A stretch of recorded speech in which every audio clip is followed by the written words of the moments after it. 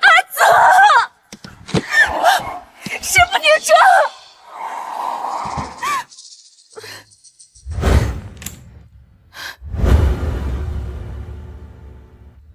阿泽已经去世了，不可能是他，一定是我看错了。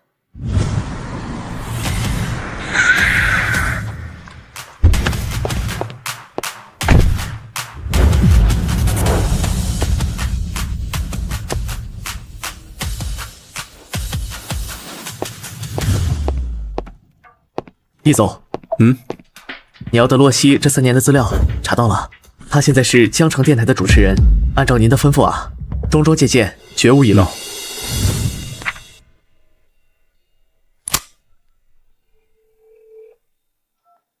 喂，好，一会儿见。好。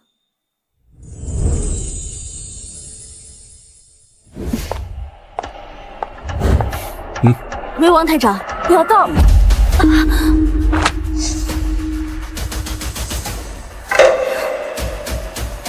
阿泽，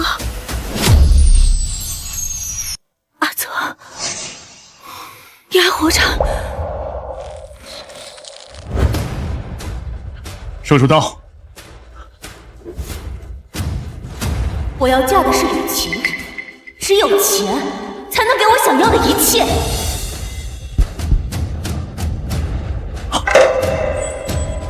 病人失去求生意识，准备除颤。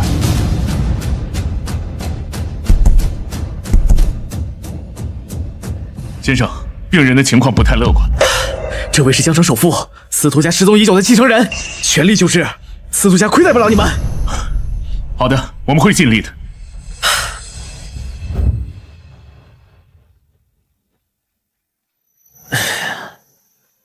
啊，少爷，你醒了。这是哪儿？1个月前，你遭遇暗杀，头部受创，失去记忆。这期间，有位洛小姐在河边捡到你，并且一直照顾你。老爷子吩咐说，要好好厚待她。后代，一个为了钱抛弃自己男友的女人，根本不配。3年了，1000多个人眼，我早已发誓，如果你敢回来，我一定让你付出代价。这位是我们江城首富司徒义先生，你乱叫什么？司徒义，请问您3年前在河边受过伤，有没有被一个女人收留过？没有。放开我！你真的不记得我了？我记得阿泽的锁骨上有条疤。不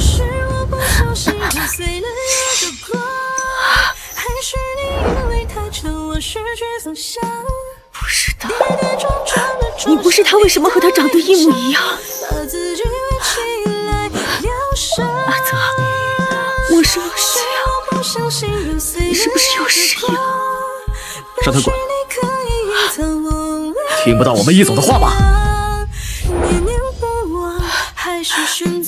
站住！洛西，你就是3年前收留我双胞胎哥哥的那个女人。哥哥，阿泽是你的双胞胎哥哥。双胞胎哥哥，我编的这个身份，他居然信了。是，我以为你早就忘得一干二净了。我当然不可能忘。你知不知道我那个傻哥哥，他已经死了。他为了追嫁入豪门的女人，下雨天疯狂的追车，被货车撞断了骨头，内脏大出血，临终前还不断的说着别嫁他呀、阿西呀之类的话。那个女人是你吗？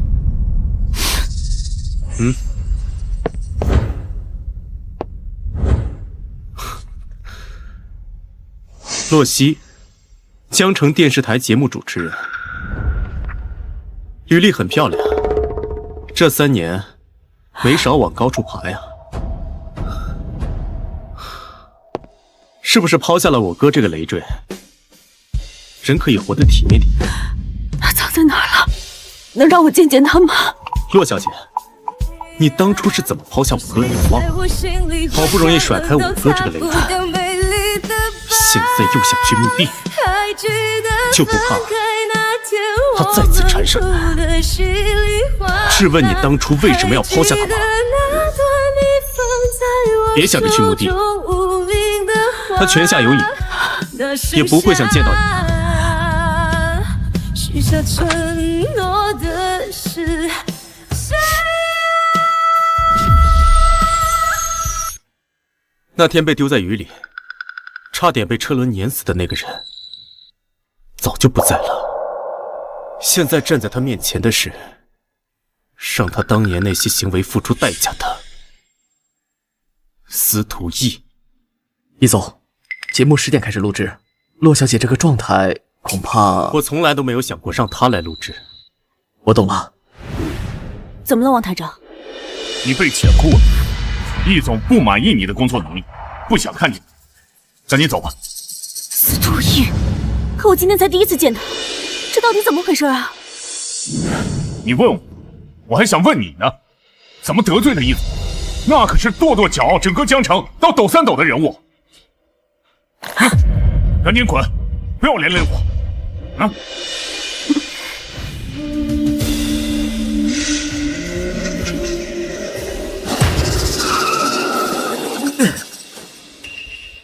易总，是洛小姐。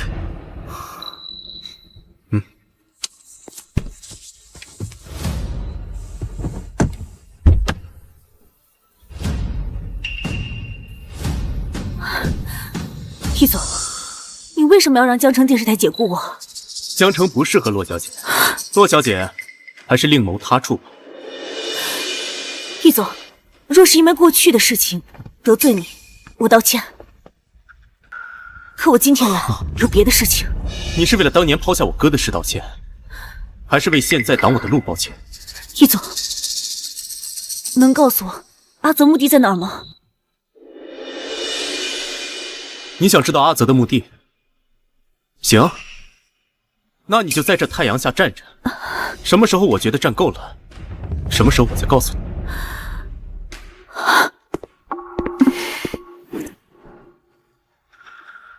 易总，现在外面温度有40度，他已经站2个小时了。很久吗？那天我可是等了1天1夜。我要结婚了，对方是个老总。你下楼问他，下雨天等人的滋味如何？可现在没下雨啊。我让你问。哎。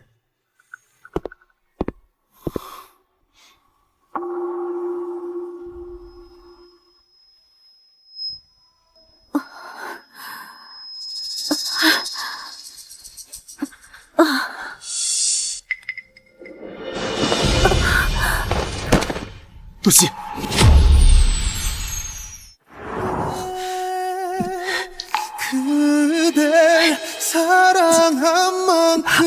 快叫医生！是。医生说是轻微中暑，休下就好了。我知道了，你去吧。阿泽，别走，阿泽。你明明嫁给的是有钱人，怎么还在想着阿泽？3年了，你敢说你问心无愧吗？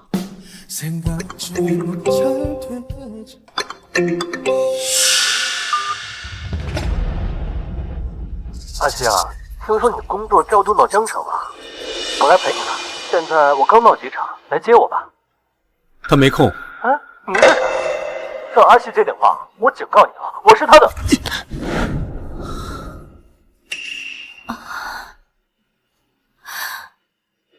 我怎么在这儿？我的手机，你干的？一部手机而已，洛小姐不会觉得我赔不起吧？阿泽怎么会有你这样情绪无常的弟弟？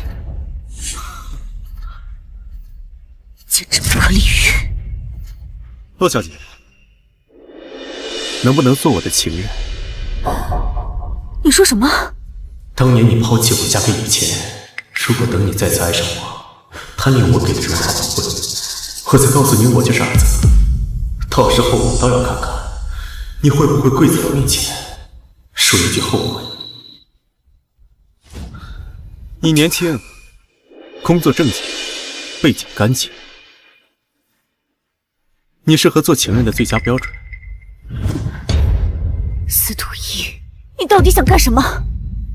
你上午把我从电视台请过，中午把我晒得中暑，现在又让我做你的情人，你是疯了吗？我只是好奇，我哥为什么在临终前还惦记着你？他对你掏心掏肺，你却要着急走，把他丢在雨中，任由车祸碾压。现在你看到一张跟他一模一样的脸，你慌不慌？我要走了。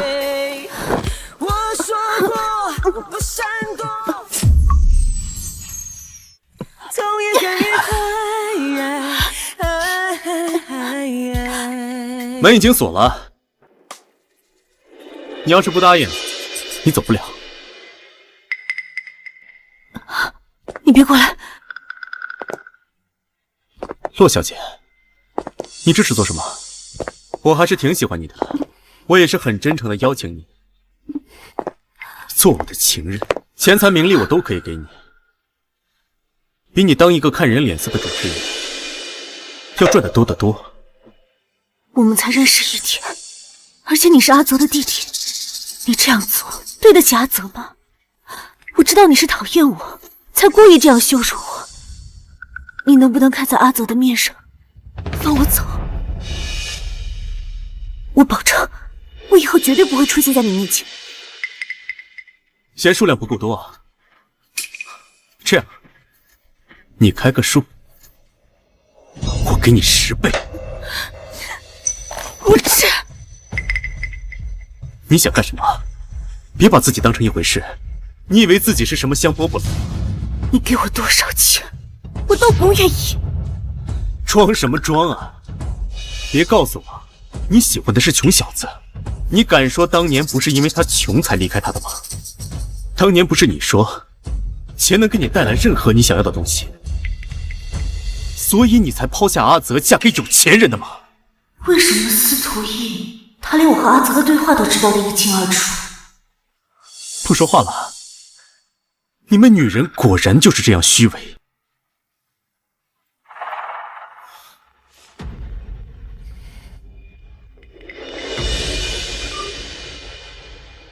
一哥哥，晚宴已经开始了，你怎么还没下来？宾客都在等着敬酒呢。让你亲眼见识有钱人的纸醉金迷，我就不信你还这么清高。我马上下去。今天晚上你做我宴会的女伴，我就考虑一下放你走。我还要知道阿泽的目的在哪？看你表现。刘特助，给他换一件干净的衣裳。是。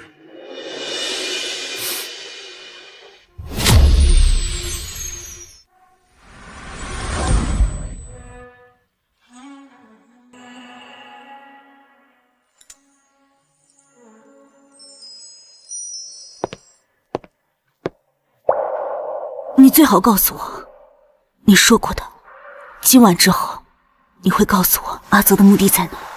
今晚之后，你只知道做我的情人会有多正确。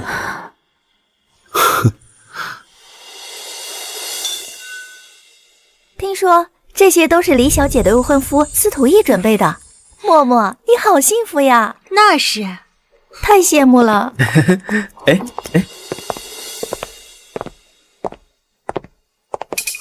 默默，那个女人是谁？她怎么挽着义走？易哥哥，这不是被你换掉的那个主持人洛曦吗？他怎么在这儿？他不该来这种场合。来人，把他带走。我现在就走。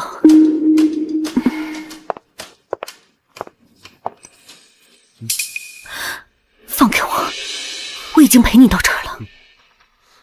你今晚要是敢走的话，这辈子都别想知道阿泽的墓地在哪。你最好告诉我阿泽的目的在哪儿。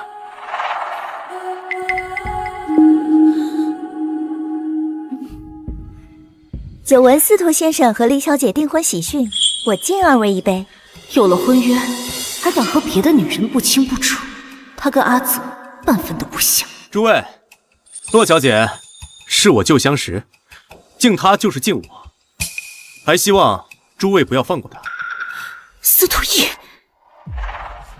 在座的各位都是有头有脸的人物，洛小姐不会失礼吧？还是说你不想知道阿泽的墓地在哪儿？洛小姐，赏脸喝一杯。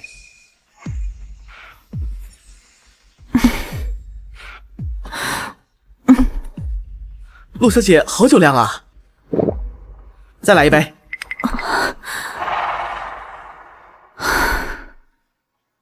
原来是我想多了，易哥哥只是在叫醒，给他难堪罢了。洛小姐啊，没事吧？活的人你也敢动啊？我从未见过易总如此动怒，这洛小姐恐怕和易总的关系不一般啊。可这看起来没什么特别的呀。红妹姐敢勾引易哥哥，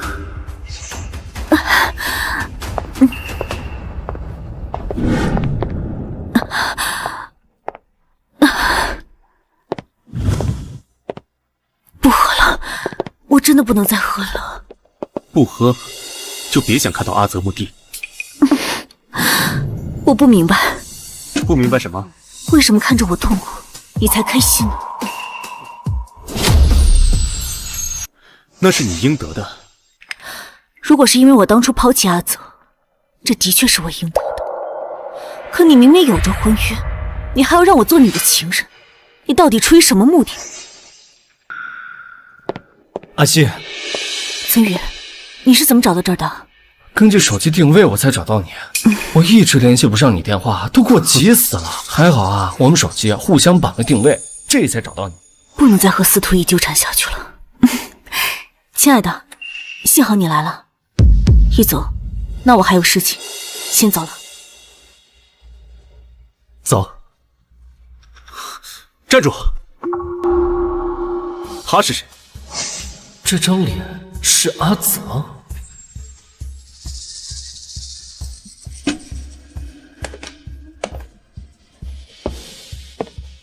咋整地上了？阿泽？哦，你哭什么哭？你未婚夫都看到了。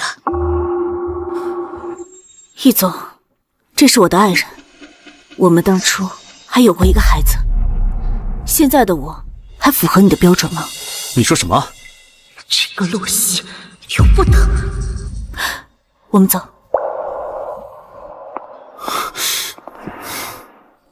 阿西啊，我们什么时候有过孩子啊？我怎么不记得了啊？要是3年前我们结婚了的话，确实该有孩子了。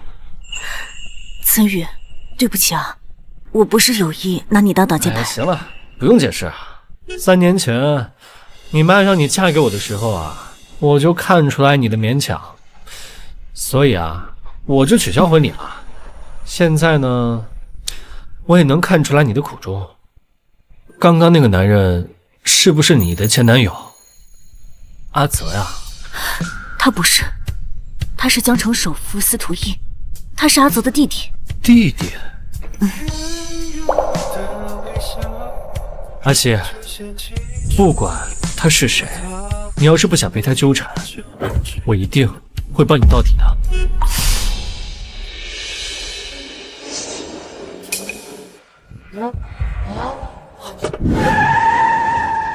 阿西，快下车，有人堵我们！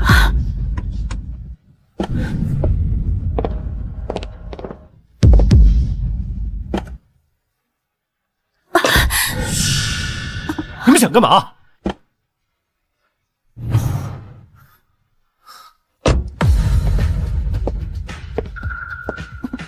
洛西，过来。洛西，过来。堂堂江城首富，司徒家的义总，你们就这么兴师动众？你们是要当街抢人吗？哪怕是别人的妻子吗？把他们拉开！不要！你敢对人一根手指头，我跟你没完！上车，要不然我今天找人废你手脚。疯子，你哥善良心软，他身边从来不会有这么多恶人，也更不会像你这样心狠手辣。动手！动手！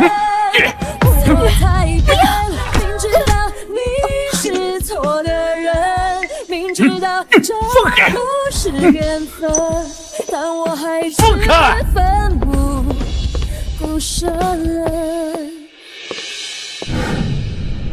易总，洛小姐毕竟结婚了，你这么不计后果的行事，会不会不太好？结了婚又怎么样？她能为了钱和别的男人在一起，也能为了钱和别的男人分开。你是打算拆散他们？她欠我的，一辈子都还不清。你觉得我会让她和别的男人过得舒舒服服的吗？哼！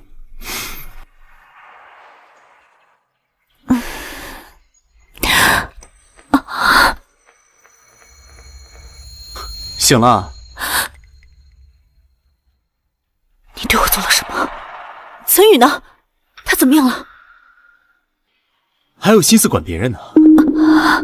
我们昨天晚上睡了，就在这张床上。你说什么？洛小姐，昨天晚上很热情啊。你这个混蛋！出气了吗？我原本以为你是因为阿泽才和我，所以不管你怎么羞辱我都退一步。我现在才发现，你从骨子就是恶意。你哥是没钱，但是他比你好10000倍。不信，只会拿钱装腔作势，你还会做什么？你说什么？他比我好？对，这世上我唯一对不起的就是阿泽。对你，我没有任何亏欠。可你做了什么？你明明知道我和阿泽的感情，你为什么要伤害我和我身边的人呢？你说什么？你喜欢阿泽？你既然喜欢阿泽，你为什么当初要抛下他？我没有义务向你解释。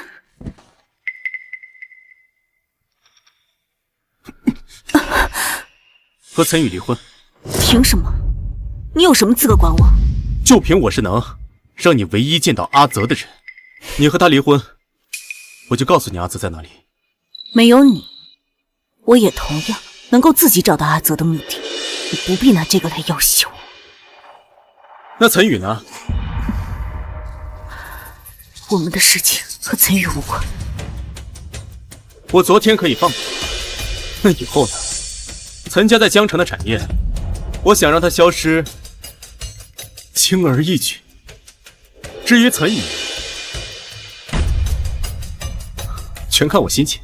你无耻！你不信啊？刘特助，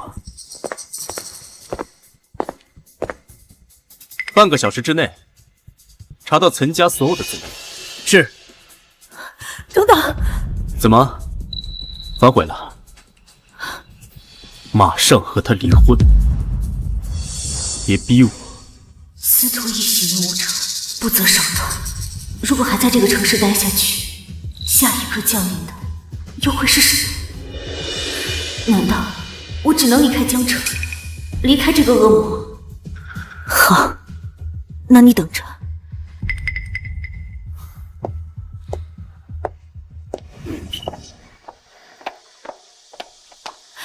你好，我要订一张明天去 A 国的机票。洛小姐，我想请你喝杯咖啡。易总，这是您要的岑家产业和岑宇的资料。资料显示，岑宇未婚，你给我错的资料。不可能啊！难道岑宇和洛小姐根本就没结过婚？他没结婚，他骗我。我要找他问个明白。易总，我知道他在哪。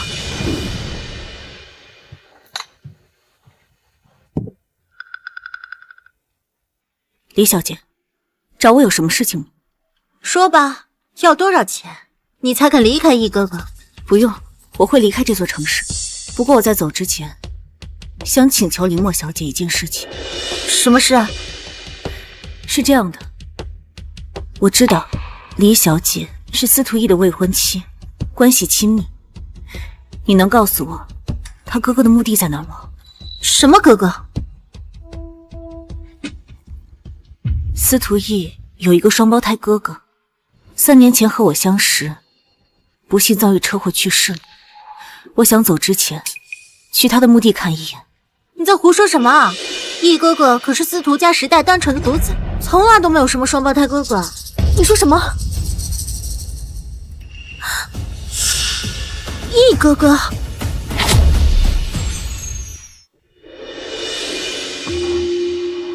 司徒义根本没有哥哥，那眼前这个和阿泽长得一模一样的，就是阿泽。你到底是谁？易哥哥，你为什么谎称自己有个哥哥呀？林墨，你怕是记错了，我确实有个双胞胎哥哥，只是不养在司徒家。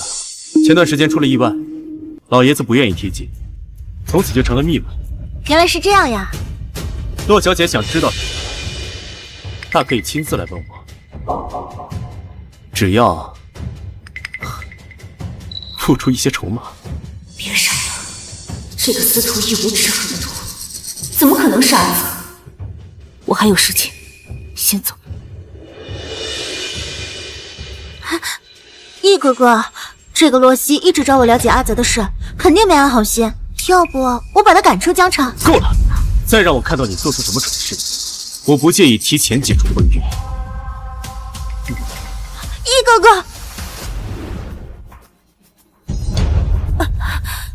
还要干什么？3年前，你到底有没有嫁给那个有钱人？告诉司徒义我没结婚，只会引得他更加纠缠我。我不能说，我跟岑宇已经结婚了。那你告诉我，为什么岑宇的资料上显示至今未婚？你非要我把结婚证甩到你面前，你才肯相信吗？那你给我吧。何必呢？你好歹也是堂堂义子，你就不怕我把昨晚咱们上床的事情告诉李小姐？反正我已经丢了工作，我也无所谓跟你撕破脸皮。义祖也不想黄了婚约吧？你觉得我会在乎吗？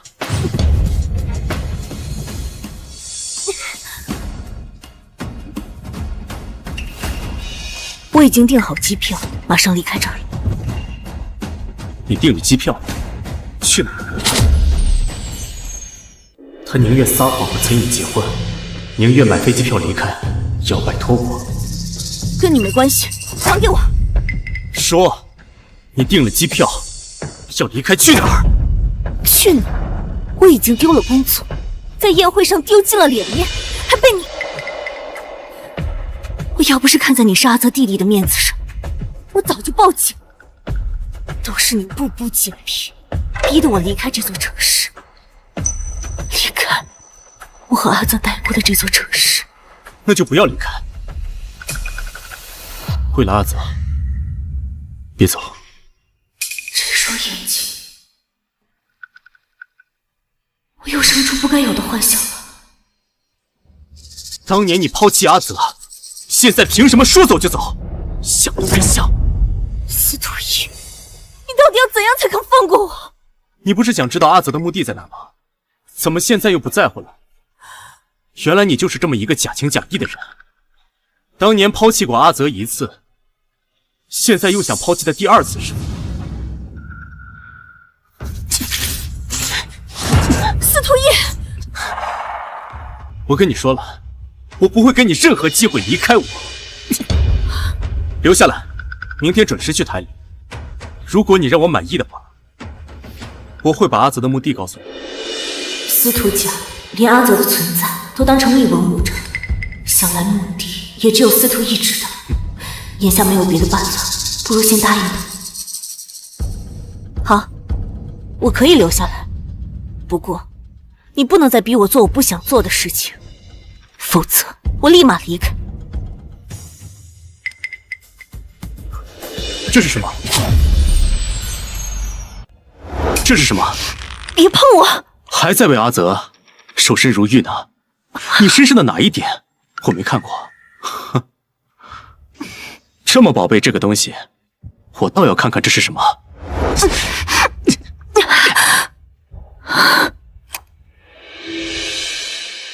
还留着阿泽的照片呢，是为了纪念你为了钱抛弃他吗？在你眼里，别人做什么都是居心叵测，是吗？难道不是吗？没有人比我更了解你，一个表里不一、假情假意、虚伪阴暗的人。既然我在你眼里这么不堪，易总，你又何必苦苦揪着我不放？江城有那么多女人想跟你上床，你为什么偏要揪着我一个人不放呢？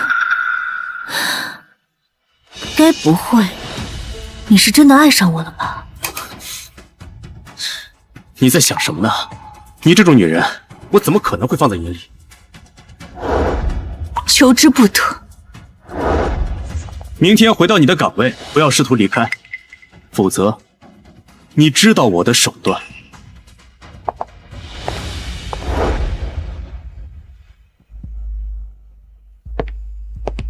小伟，听说这次是台里重点项目，采访嘉宾是谁啊？采访嘉宾是易总、李小姐，里面请。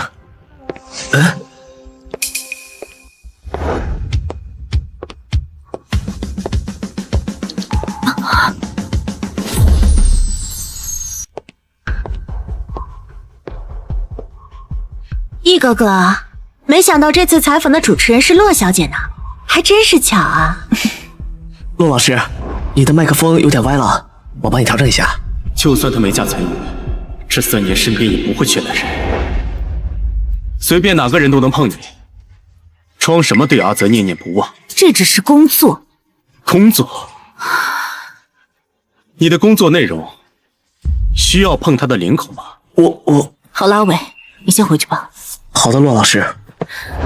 易总，李小姐，我们采访可以开始了。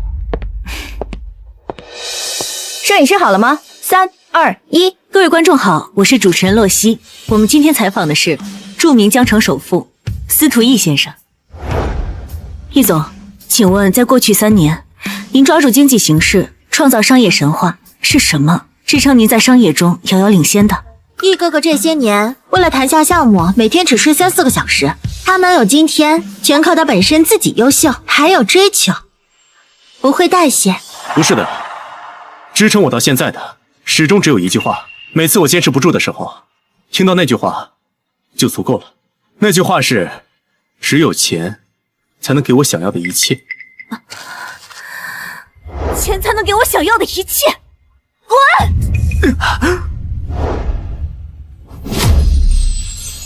！3年前那个雨天，是我说出了这句话。他这是在替阿泽报复我，还是他根本就是阿泽？洛小姐，怎么了？我们继续下一个问题。别急，我还想跟观众讲个故事。不好意思，我们没时间了。我有个朋友，3年前，他女朋友因为钱抛弃了他。从那个时候开始，他就拼命的赚钱。他发誓一定要等他赚够足够的钱。那个时候，看他还有什么理由拒绝他。易哥哥，你朋友好可怜啊。这3年，他无时无刻不在等他回来。1年又1年，他朋友已经跟他说不要再等了。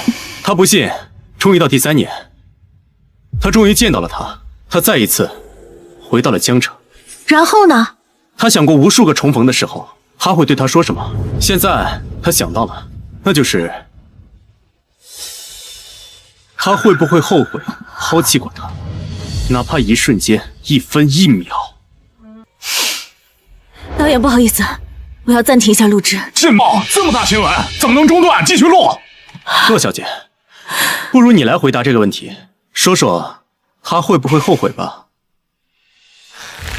我觉得每个人都有后悔的时候，只不过他们都有自己的难言和苦衷罢了。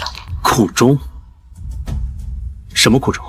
听到他的死讯，3年了，你不该回来看看吗？3年了，你不该回来看看吗？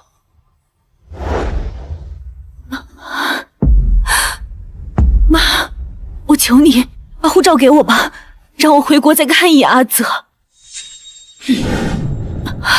你要是再去找阿泽，我就停药，让你看着我死。我是不可能放弃岑家这棵摇钱树的。洛小姐，借着这个节目和广大观众，我想再问问，一个男人有钱又长得帅，想包养一个女生，他为什么会拒绝？骆主持人是不是得罪易总了？那得多大仇啊，让骆主持人这么难堪。易总，这段内容是不是有点跑偏了？洛西，你怎么空的场，还想不想干了？导演，不好意思，是我的问题。你也是经验丰富的主持人了，怎么能出现这种低级失误？是想让大家跟着你一起加班吗？这个洛西又在装可怜勾引易哥哥。导演，这也不能怪洛西，之前我就听说他被开除过，莫不会是业务能力真有问题？洛西，你要是再调整不好状态，我就换人。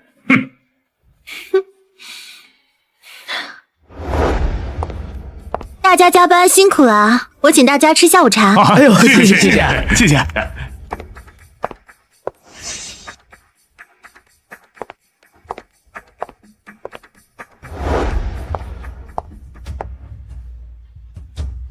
业务能力不行，好在这哭鼻子。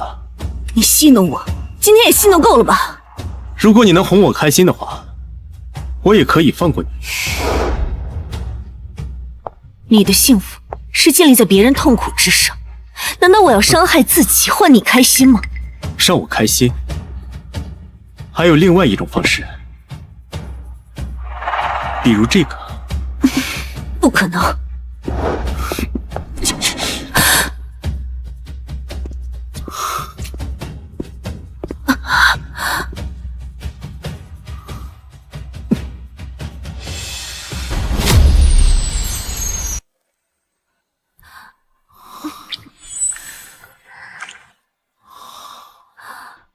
为什么我总是抗拒不了他？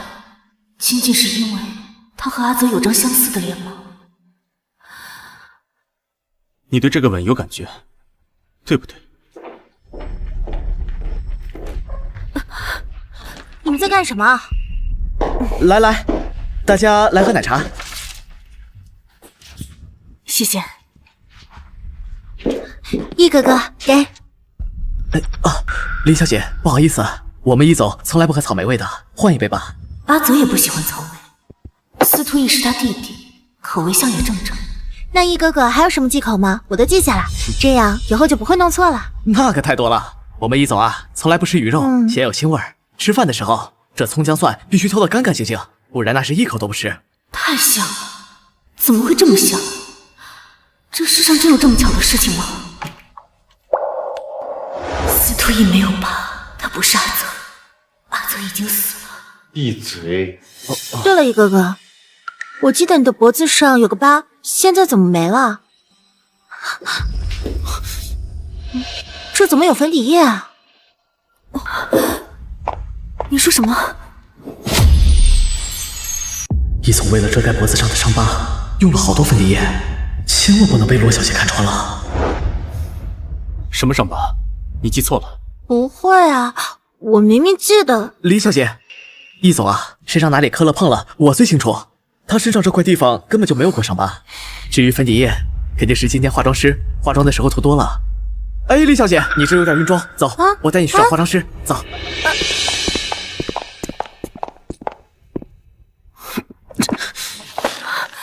我之前跟你说过，只要让我满意，我就把阿泽的目的告诉你。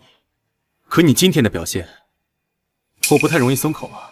你我的恩怨，不必带到节目上。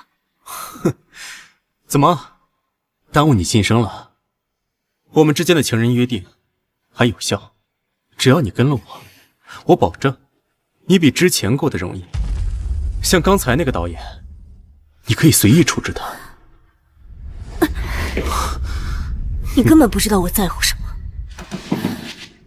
那些幕后工作人员，从早上5点就起来搭建调设备，就因为你的一句话，让他们的努力全白费了。跟我有什么关系？是啊，有钱人怎么知道普通人的苦呢？你怎么可能是阿泽的弟弟？你身上有哪一点有阿泽的影子？你再说一遍试试。他温柔善良，你连他半根手指都比不上。被我说中了吧，司徒逸？阿泽根本不会像你一样把自己的情绪宣泄到别人身上，更不会强迫别人做自己的情人。我是我，他是他，已经过了3年了。就算阿泽还活着，他也已经变了。说不定，他现在就像变成我这样贪婪、自私，只会用权力压迫人。不可能，他会救助流浪动物，还会帮助陌生人。他告诉我要以真心换真心，还说等有钱了，开个救助流浪动物保护站。吃饭喽！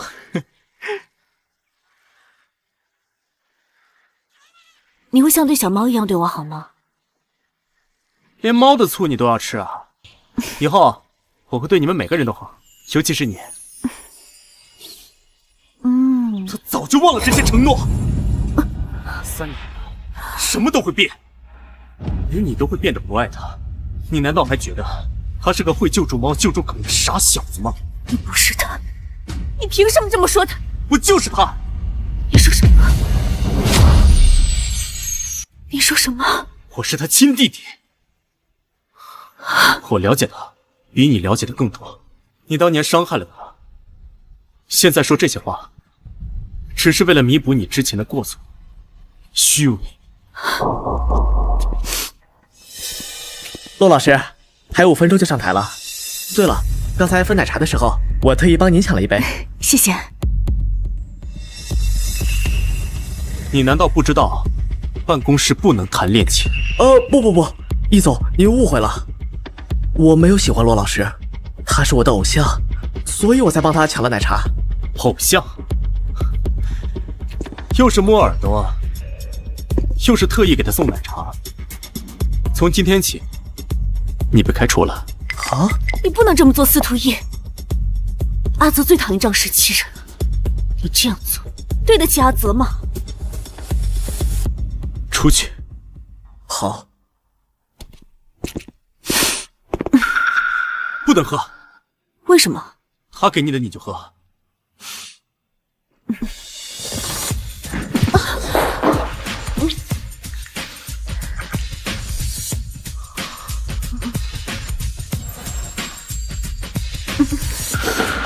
干什么？这杯子里有桃子，你对桃子过敏，你忘了？你怎么知道我对桃子过敏？洛曦，洛曦，洛曦误食桃子，严重会窒息休克，快叫救护车！是，洛曦。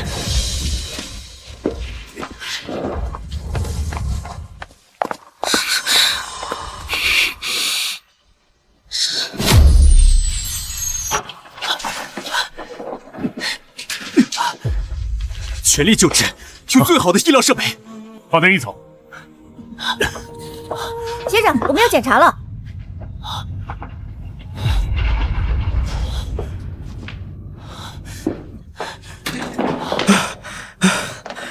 没想到那边堵车。易总，你抱着骆小姐一刻不停跑了30分钟了，你可真有劲儿。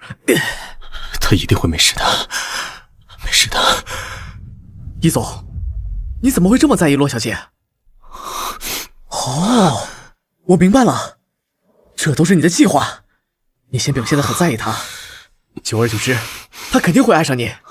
到时候你再告诉她你就是阿泽，她肯定很崩溃。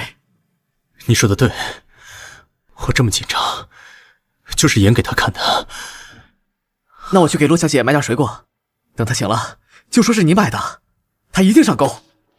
等等，你不了解他的忌口，欢迎让他再住院。我不想再背他第二次。我去。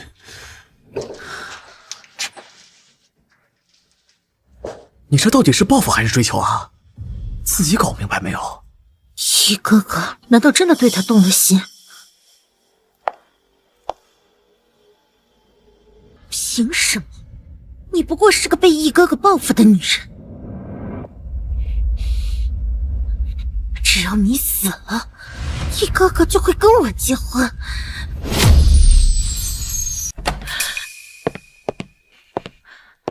李小姐，你怎么在这儿？你醒了，我有话要跟罗西说，请你出去，留他住。可我刚才看到你在动，罗小姐。没事，我相信林墨小姐不会对我怎么样的。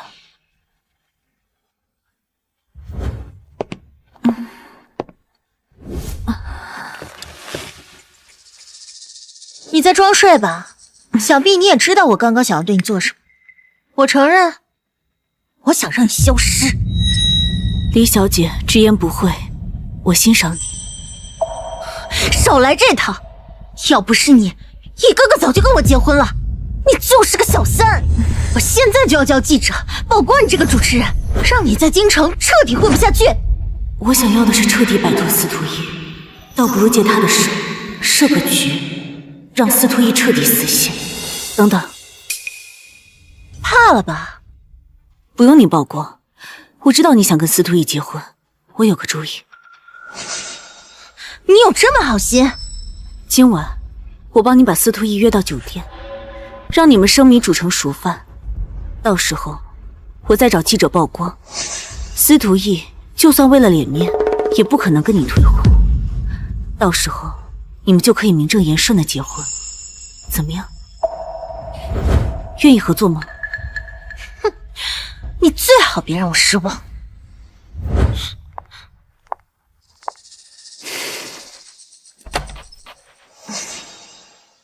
洛西，你没事吧？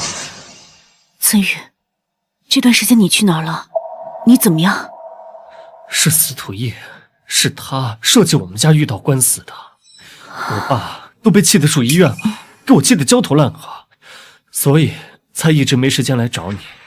没想到在这儿碰见你了。你怎么也住院了？我没事，岑宇。你能不能帮我一个忙？帮我找一批记者。你是不是有办法对付司徒逸？这次我打算跟他彻底决断。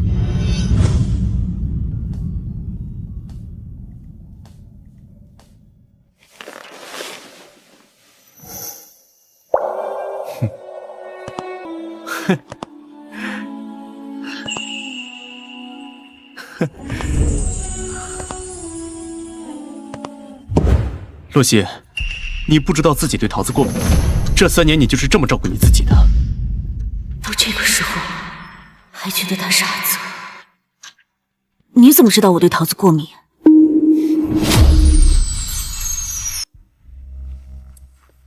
无意中听到阿泽说的。不管怎么样，你送我来医院，我还是说一句谢谢。毕竟你是我哥的女人，跟我也有过一夜情，于情于理，我都不会看你出事。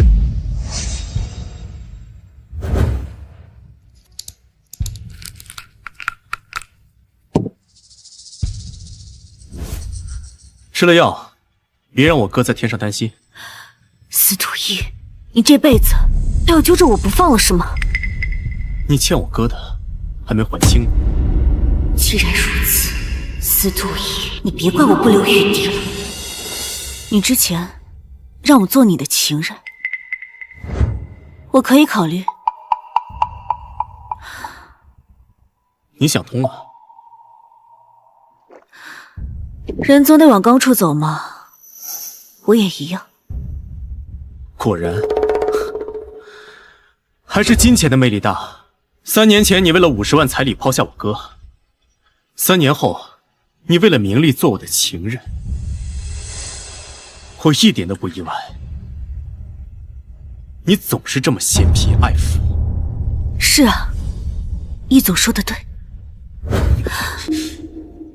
既然如此，那也没什么好说的了。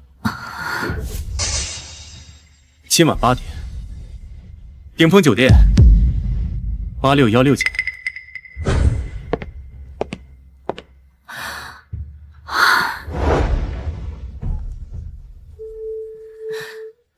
喂，李小姐，顶峰酒店8616房间。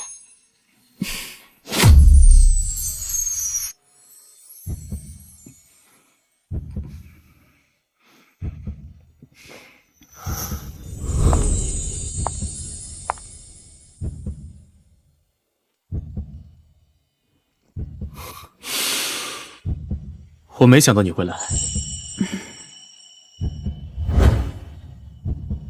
真的愿意为了钱做这些吗？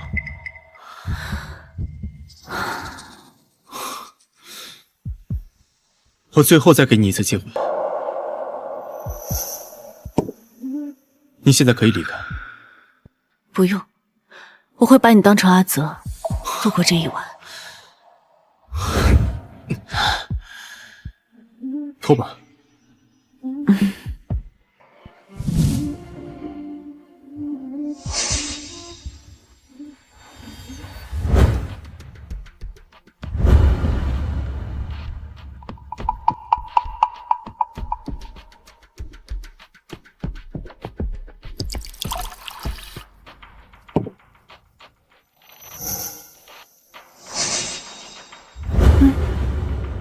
洛小姐，倒是不少会勾人的手段嘛。易总请我来，也不是为了说这些的吧？既然要问，那就嘴对嘴呗。好。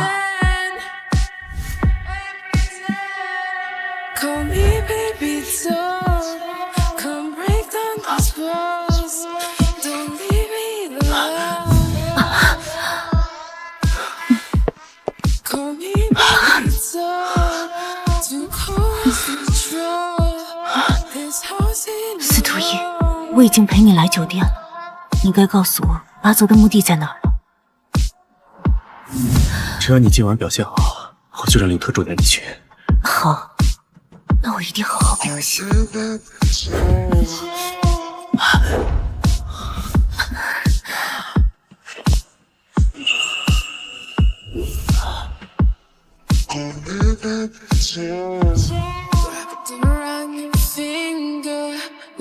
司徒一，司徒一，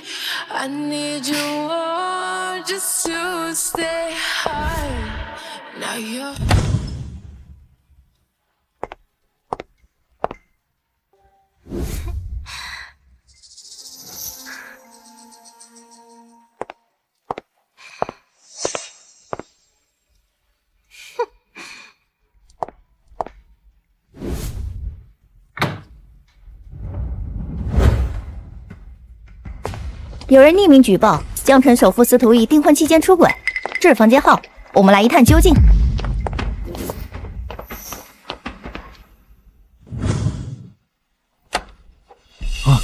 易总，易总，有人秘密爆料你背叛李小姐，请问床上的这位是你的出轨对象吗？易哥哥，李小姐。她不是易总的未婚妻吗？原来易总没有出轨。那个姓曾的，给我们爆假料！滚出去！都给我滚！对不起，易总，我们这就走。等等，各位记者朋友，我跟易哥哥的婚期将至，还请各位多宣传宣传。好好，李小姐，你放心吧。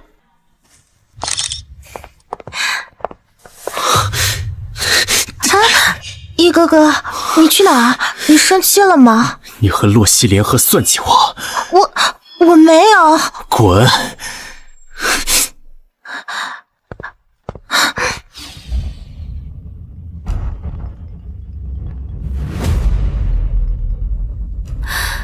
喂，李小姐。是我，司徒家看到新闻，已经在筹备婚礼了。后天就是我和易哥哥的婚礼。恭喜李小姐得偿所愿。总之，你赶快消失，别再打搅我和易哥哥。为什么我听到司徒逸的婚期，心里有些难受？洛曦，你为什么要算计我？你为什么要这么做？就这么恨我吗？司徒逸，你所做的一切哪一点不值得我恨你？你应该庆幸我迷于你的时候，没有趁机阉了你。你以为这样就能摆脱我？你太小看我了。我动不了你，但司徒家的人呢？我想易总应该会乖乖结婚，别再纠缠我了，否则我算计得了你一次，也能有第二次。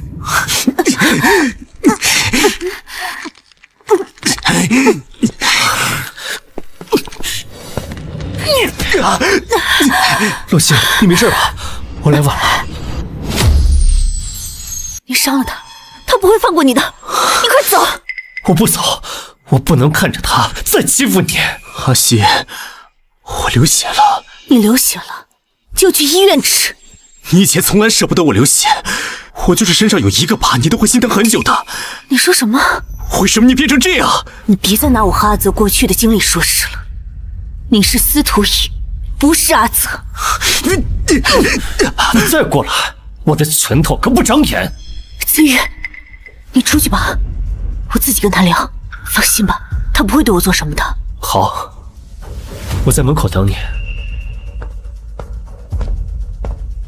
司徒逸，过去这3年的事情，你忘了吧？我想阿泽也不想看见你这么难过。过去？凭什么说过去？最没有资格说过去的人应该是你，是你杀害了天真的阿泽，是你把他留在痛苦的回忆里。我难道不应该恨你吗？我不能恨你吗？凭什么你一个人活得好好的，为什么就把我困在回忆里？凭什么？凭什么？阿泽是你弟弟，阿泽离开，你深受折磨，我理解。对不起，司徒逸，这句道歉晚了3年，但我想应该也够了。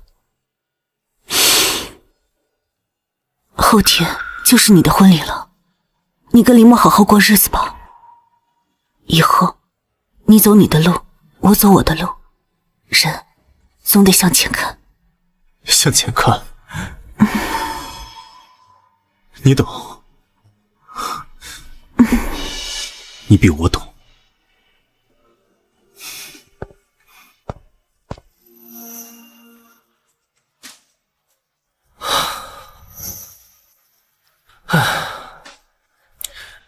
帮我查查司徒逸和阿泽到底是什么关系？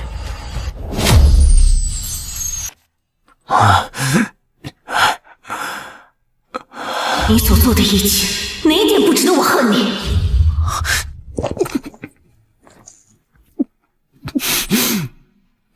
你跟林墨好好过日子吧。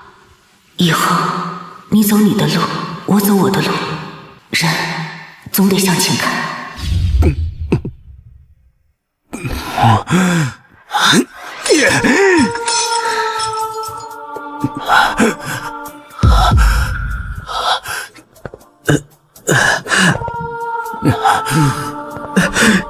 易总，你的手还有额头怎么都受伤了？他算计我，让我跟别的女人结婚，他就是这么狠心，还不是你一直不肯说出真相？你这是何苦呢？易总，我去药店给你买点药品包扎。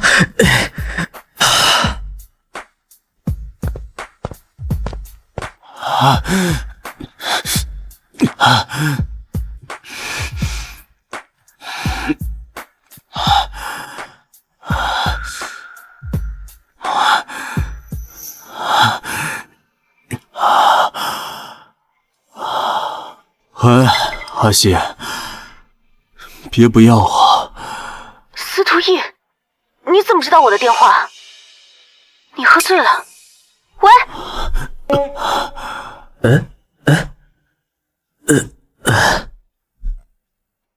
喂，你是他女朋友？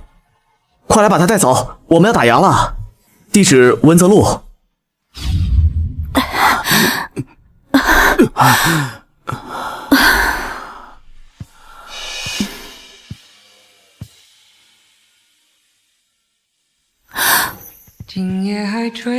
这首歌是我和阿泽最喜欢的歌曲。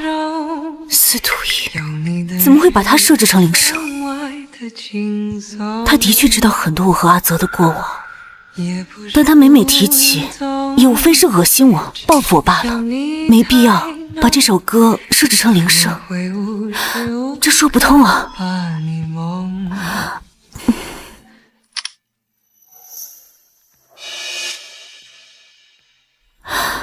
我到现在还不知道阿泽的目的在哪儿，我不如把握住这次机会。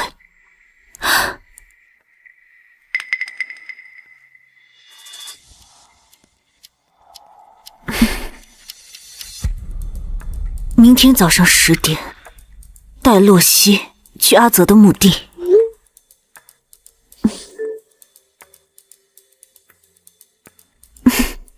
什么计划？你再说一遍。就是您跟洛小姐说您是阿泽的弟弟，然后用钱逼他直接爱上你，等他彻底离不开您的时候再揭穿您就是阿泽的计划呀。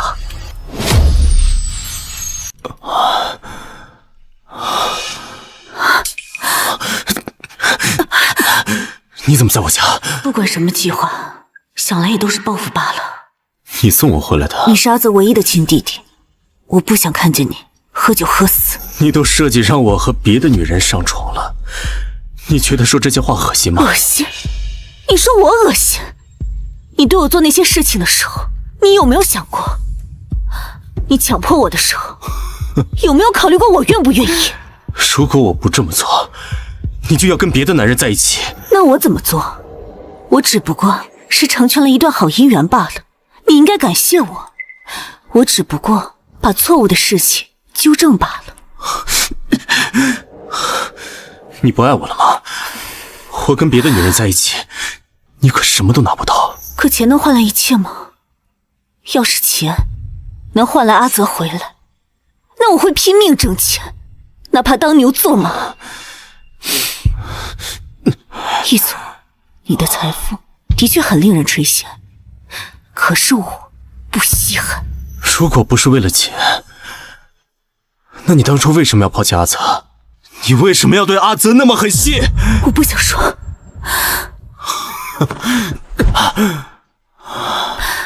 对了，我昨天只不过是迷晕了你，你和林墨什么都没有发生，所以那一晚你到底有没有对我做过什么？你说呢？孤男寡女共处一处，还喝了点酒，能做什么？司徒逸，我真是一点都不后悔我算计你，甚至后悔没有对你下耗子药。明天祝你新婚快乐。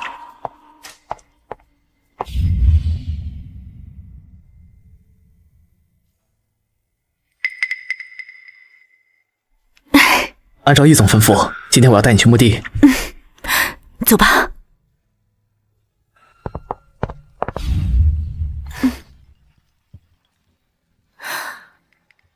你现在在哪儿？我查到一些资料，我想和你见面聊聊。什么资料？你等我先去了墓地再说。阿泽墓地？阿西，我就问你一句话，如果阿泽还活着呢？我知道你是在安慰我，但是我已经在慢慢试图接受这一切了。不说了，我先到了。到时候再说吧。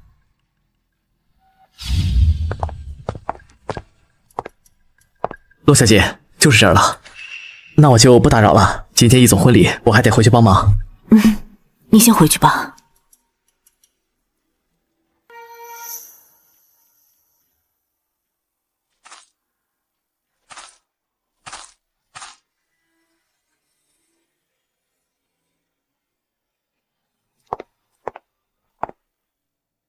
阿泽，我来看你了。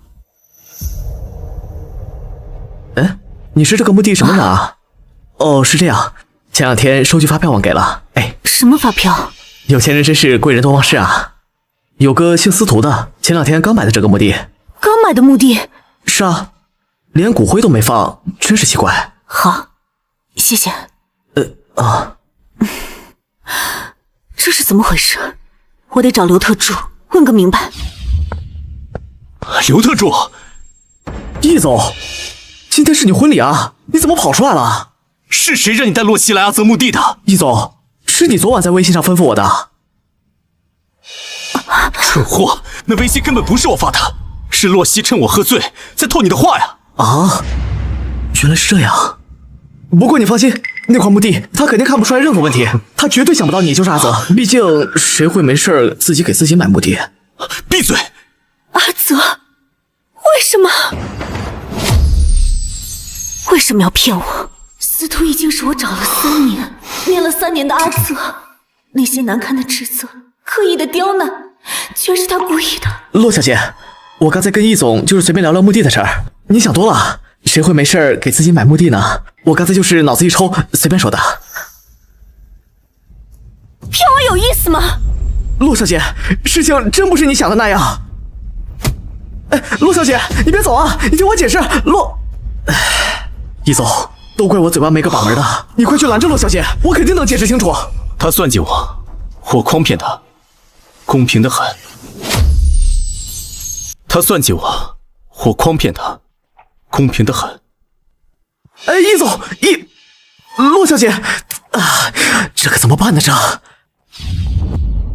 易总，要我说啊，今天这事儿啊，倒也不全算是坏事。虽然说洛小姐阴差阳错的撞破了真相，提前知道你就是阿泽，但是这事要是反过来想，要是没这茬，你今天就得按照计划和黎夏小姐结婚了。要是真到了那一步，你和洛小姐就彻底没可能了。可能？有什么可能？我假扮阿泽的弟弟，就是为了刺激报复他。我只是想发泄这3年的恨意。我和他根本就没什么可能。你是这么想？那你让我怎么想？你让我想，他是怎么算计，把我送到别的女人床上，让我想怎么像个没事人一样让我往前看，怎么像明明知道我是阿泽之后，却毫不在意的往前转身就走。他问了你2句话，你都没回，他才转身走的。我已经够憋屈了。3年前我被他丢在雨里，3年后我又被他这样算计，凭什么要迁就他？凭什么要先低头向他解释？行，易总，我不说了。哎，不过眼下还有个麻烦，你今天当众放了黎家鸽子，等于说是逃婚了。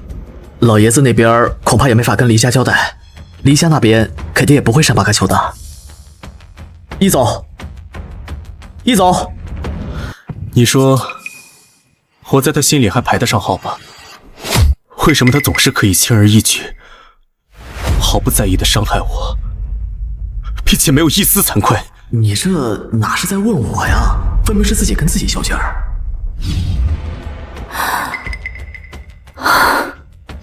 你年轻，工作正经，背景干净，你适合做情人的最佳标准。你想干什么？别把自己当成一回事，真以为自己是什么香饽饽了吗？一个表里不一、假情假意、虚伪阴暗的人。就算阿泽还活着，他也已经变了。说不定他现在就像变成我这样，贪婪、自私，只会用权力压迫人。他怎么能是阿泽？怎么能？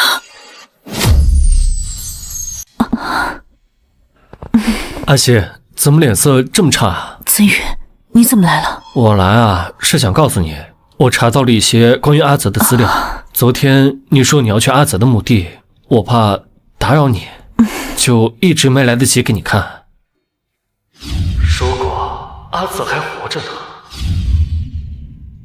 我想我知道你查到什么了，阿泽就是司徒一，对不对？你都知道了？你怎么知道的？我亲耳听到的。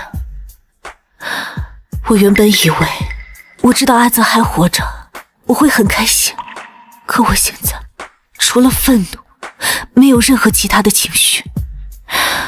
我以前是多么希望阿泽还活着，哪怕留一个念想也好。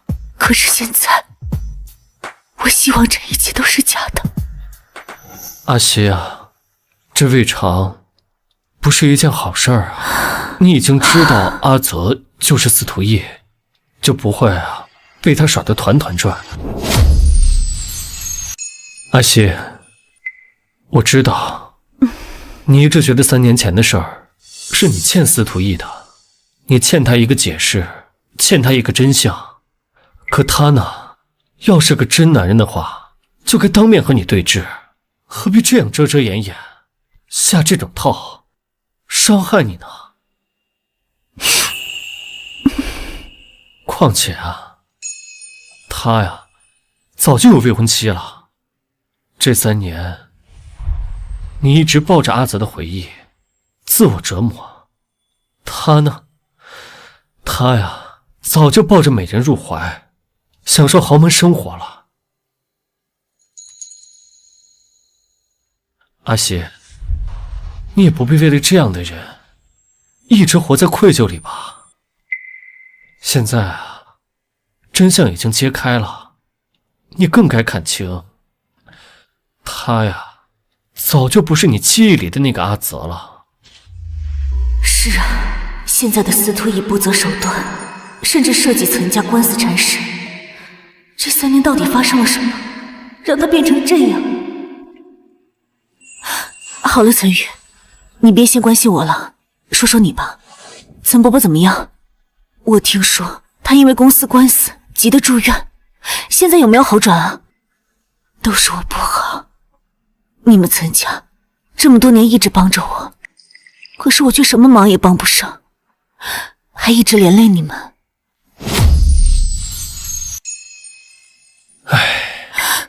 岑伯伯他都是我不好，是我的错，是我连累你们。我爸呀，他没事儿，过几天就该出院了。我故意逗你的。岑宇，你怎么能拿这样的事情开玩笑？我呀，还不是看你心情不好，才忍不住逗你的呀。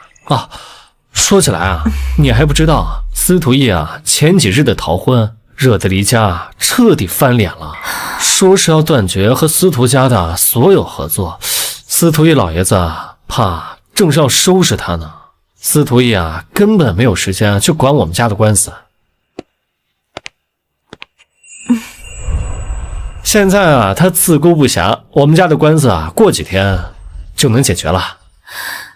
那就好，我真的好怕连累到你们。阿西这一切可都是你的功劳啊！如果不是你想出法子，让司徒义和李默生米煮成熟饭，又让我去找记者去曝光，司徒家怎么可能这么着急去办婚礼啊？司徒义年纪轻轻，随心所欲，怎么甘心被婚姻所套牢了对不对？如今这个局面都是他一手造成，他也该吃点苦头了。阿西，你是不是后悔设计他和李小姐的事儿了？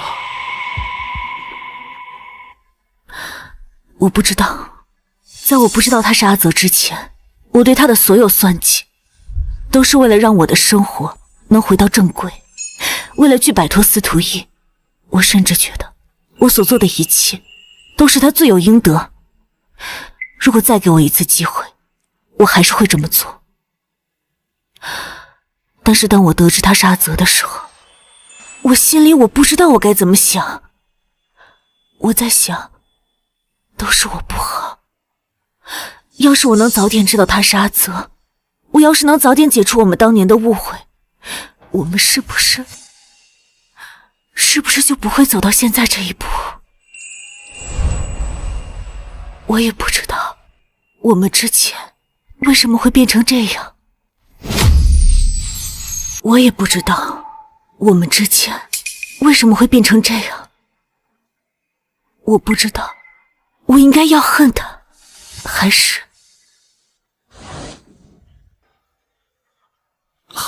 是什么？还是该继续存留那份感情。可他心里对我除了怨恨和清算当年的旧账，根本没有一丝情意可言。我还在痴心妄想一些什么呢？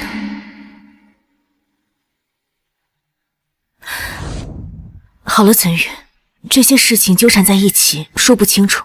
我也不想让这些事情再连累到你，毕竟我也不想再多欠一个人情。欠人情？阿西，我们之间一定要算得这么清楚吗？没有，我只是觉得朋友之间也不应该一直麻烦，一直连累对方。朋友啊，确实，朋友之间确实该互相帮衬。你先忙吧，我就走了。哦，对了，过几天啊，我让伯母来看看你吧。我妈？我妈？你妈呀，念叨你很久了，你呀，多久没给她打过电话了？是不是？也该让她知道你的近况，给你出出主意了。哎，就这么定了。洛曦心里还是有司徒义，可司徒义根本不是他的良配。既然啊，我无力阻止这一切，就让该来的人阻止吧。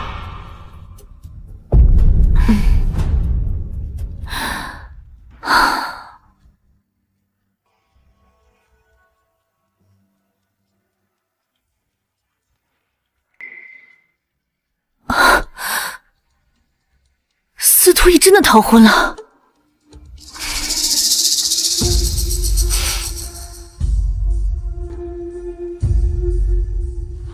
这是阿泽的电话，3年了，他还会用吗？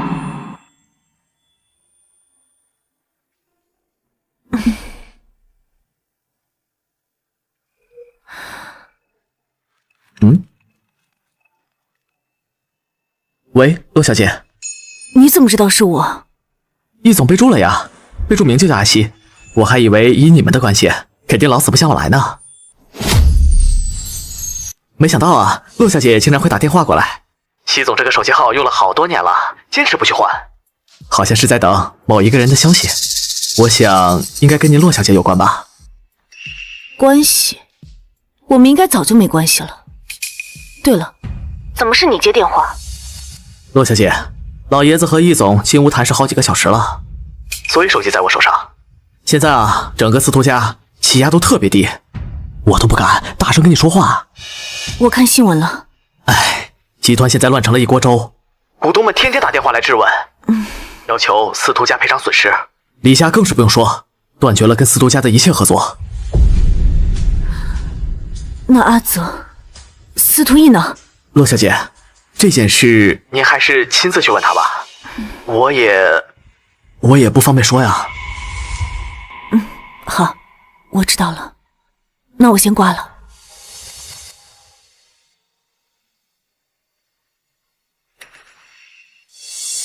唉，老板呀老板，我能帮你搭的台阶只能到这儿了，剩下的你可得自己争口气啊。我不后悔逃婚。你这是拿集团的未来当儿戏？哼，自己看看，3天，就3天，集团市值蒸发3个亿。集团的损失，我会想办法补回来。李家的合作断了，我会找新的合作商。但你让我娶黎墨，我做不到。叶燕，您早就知道我心里有其他人了，但你还是瞒着我，和李家订了婚。这件事情就是爷爷您做的不对。我这么做不是为了你，不是为了司徒家。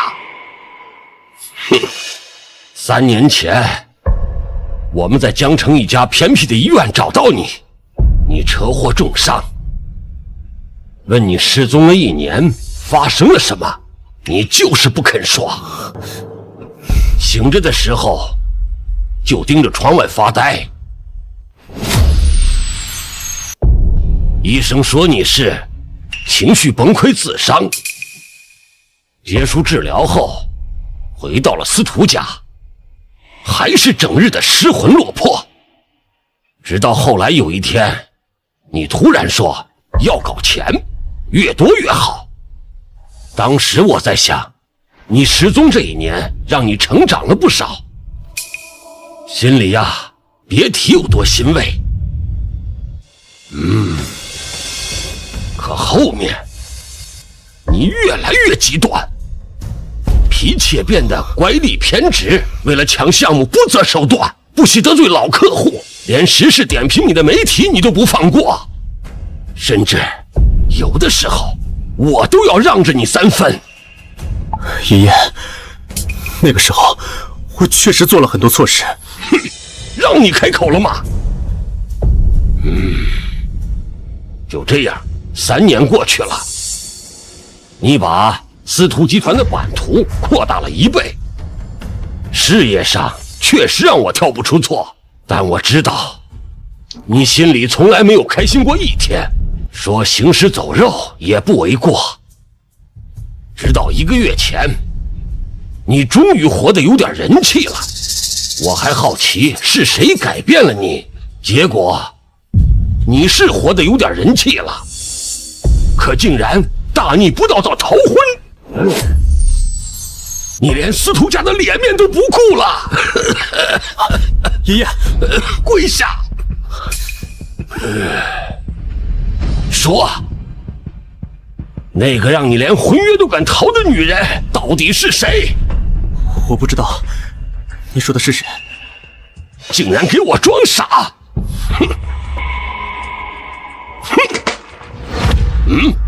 就是这个女人。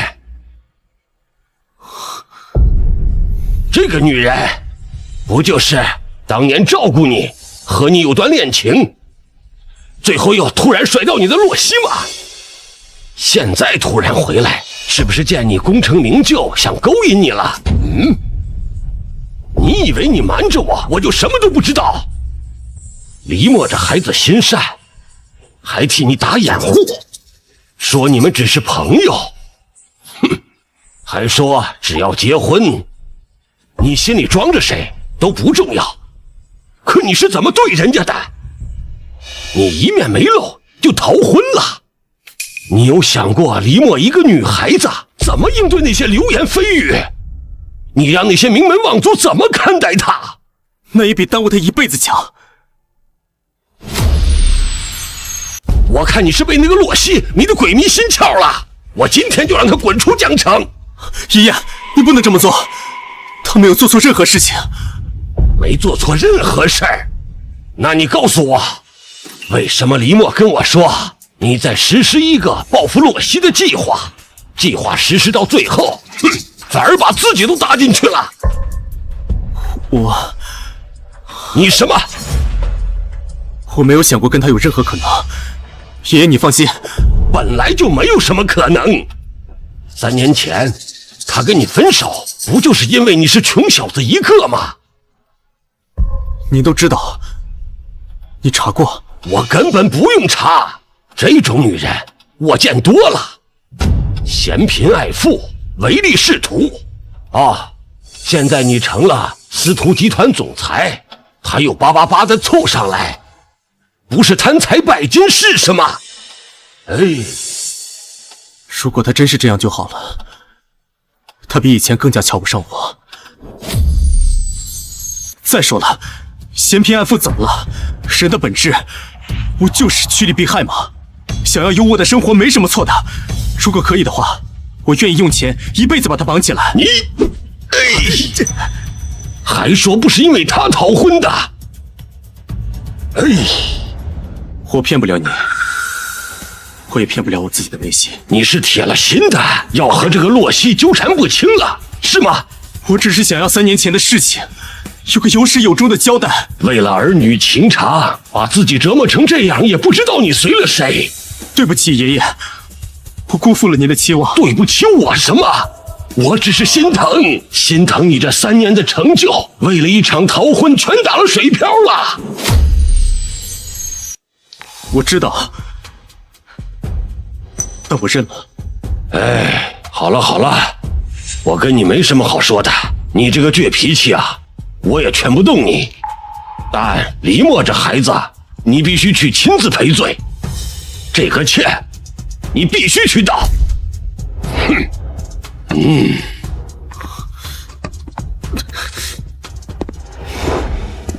易总，你怎么一点伤都没受？老爷子没打你？我在外面听到里面噼里啪啦的，你怎么连块皮都没破？快扶我起来！哦，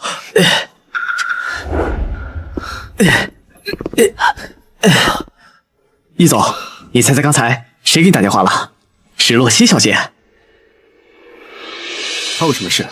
打电话问你逃婚上新闻的事，没说几句就挂了。我让她有空再把电话打过来，让她亲自问你，怎么样？开不开心？让她低个头，比火星撞地球还难。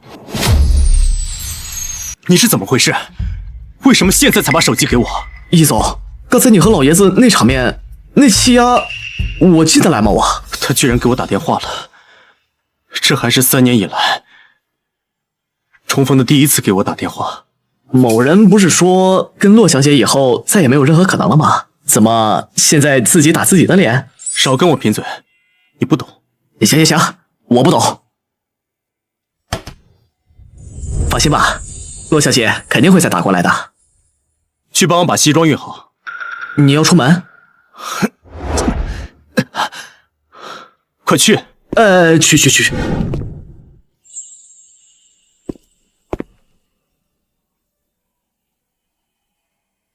真好。什么真好？你这一去，肯定跟洛小姐修成正果了，我为你们感到开心。谁跟你说我是去见洛曦的？万一我是去见李默的呢？啊，易总，你刚逃完婚，现在去见李默小姐，不合适吧？爷爷让我去的。哎，易总，你要是去见李默小姐的话，我不能让你去，因为你这一去，就同时伤害了2个女人。行了，我是去见洛曦的。要再等她开口的话，我可等不及了。太好了，我就知道易总不会比女人还拧巴，有什么事不能说出来。自从墓地之后，我确实对她还怄着气，我气不过她爱的比我浅，比我轻。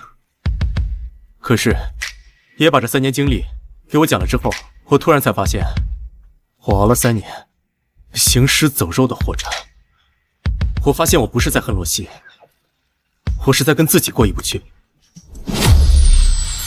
我恨的不是他，我恨的是我，当时没有金钱，没有能力留住他。现在我有能力了，我现在能够撑起司徒集团，我现在有能力能够保护一个女人，可我却临阵脱逃，在这比较谁爱的轻，爱的少，我是不是太蠢了？你说的对，有什么事情是不能说出来的？与其跟他比倔强，倒不如我自己先低头。哎呀，反正这辈子我肯定跟定他了。易总，跟了你这么久，今天是你最帅的一天。行了，赶紧把车开出来，到时候时间晚了，错过了下班，我可就见不到他了。啊，我这就去。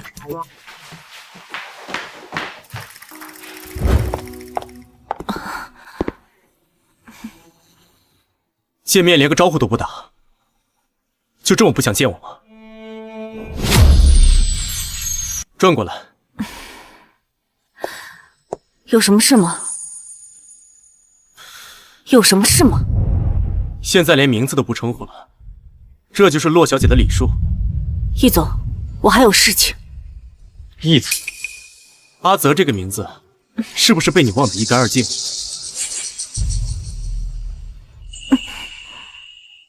你敢不敢叫我一声阿泽？我敢叫，你敢承认吗？易总这种有权有势的人，放着自己名字不用，要用这种与自己身份不搭的名字，岂不是让易总脸上无光？阿泽这个名字是我起的，寓意是希望这个人永远被福泽眷恋，因为她在我心里太美好了，好到我觉得这个世界上所有的温柔跟幸运都该围着她转。一总，你想让我叫你什么都可以，唯独阿泽不行。毕竟他早就死在3年前那个雨夜。你一定要这样跟我说话吗？现在站在我面前的是司徒集团的继承人，我跟您说话得掂量掂量您的身份，若惹得易总不痛快，还请您别再让我在太阳下站着晒2个小时。我身子骨可吃不消。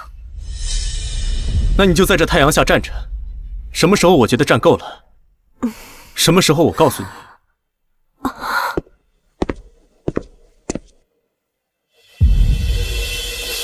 你倒倒打一耙，你算计我，让我和别的女人结婚，还叫来记者曝光，我都没来得及怪罪你，就让你在太阳底下晒了2个小时，你就记到现在。可那个女人本来就是你的未婚妻，我祝你和你的未婚妻白头到老，这叫算计。何况你身边有黎墨那样家世好的大美女，这3年你早就蜜里调油了吧？我只不过是顺水推舟，让你们名正言顺罢了，这叫算计。倒是我傻得可笑，这3年我以为你不在了，我抱着你的回忆熬了3年，直到你回来了，我以为我能问清楚阿泽在哪儿了，没想到我等来的居然是你的报复，还有相伴已久的家人。谁说我跟黎墨蜜的调油了？你看到的就是真的吗？再说了，我又是为谁逃的婚？你逃婚和我有什么关系？这几天我不来找你，你真的不打算来见我一面吗？你就给我打了一通电话，然后就躲起来。要是我跟黎墨真的结婚，我们就……别说了！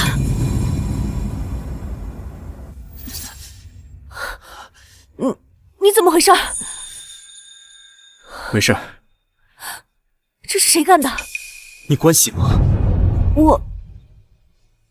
如果你不是真的关心，那就别问，否则惹得人误会。我当然关心啊，我关心我的嘉宾还有错了？你站住！你还没有告诉我你的伤是怎么回事呢？你说呀！我逃婚，丢了黎家脸面，被老爷子打的。打你怎么不跑啊？你还是跟以前一样，没变。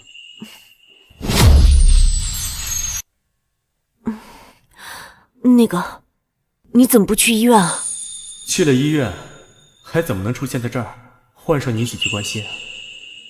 我其实来，就是为了这件事情。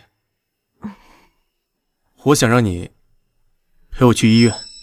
这个，你不是说我是你的节目嘉宾吗？陪节目嘉宾去，怎么了？节目嘉宾不过分吧？老爷子下手没轻没重的，我这明天去公司都成问题。虽然3年来我已经一个人养成了自己解决问题的习惯，但是一个人去医院未免还是太冷清了。你要是不想去就算了，我还是自己去吧。好了，我陪你去，别耽误工作。谢谢你啊，阿西。快走吧。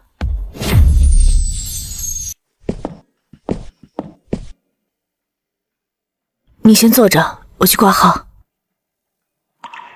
阿西，你真的回来了吗？你先松手，我去挂号。我等你回来。对不起。不好意思。是你啊？我们认识吗？3年前你母亲在这里治病，我是她的主治医生，我姓陈，还记得吗？陈医生。还没想起来啊？你母亲当年病情危重，签了2次病危通知书，手术费要50万。你当时走投无路，在医生办公室门口啊跪了我半天，求我减免费用。那模样啊，我现在还记得呢。求我减免费用，那模样啊，我现在还记得呢。啊，医生，你说3年前是哪个月的事？那我哪记得住啊？那天雨倒是下得挺大。雨天。后来你筹到了钱，手术也很顺利。可是你母亲手术过后没见你多高兴，反而更憔悴了，身体虚弱的呀，像是一阵风就能把她吹倒似的。我当时还在想，你不会为了筹钱做了什么傻事吧？我也没敢多问，但现在看你过得这么好啊，我就放心了。你母亲后来复查过几次，恢复得不错，最近没什么不舒服的吧？谢谢你记挂，我妈她挺好的。那就好。这位是你男朋友？这位是你男朋友？不错不错，小伙子看着很有精神，帅气又多金，你啊算是苦尽甘来了。医生，当年我女朋友和母亲的事情，我不在身边，很多事情都不知道。都过去了。医生，麻烦你告诉我，你还想知道什么？从他母亲住院到发病危通知也就1个星期，可这1星期里啊，你女朋友一天打3份工，眼睛熬得通红，身体还要硬撑。在医院里啊，这种事情屡见不鲜，可是每每看到她，我还是心疼不已。小伙子啊，你也不要多想。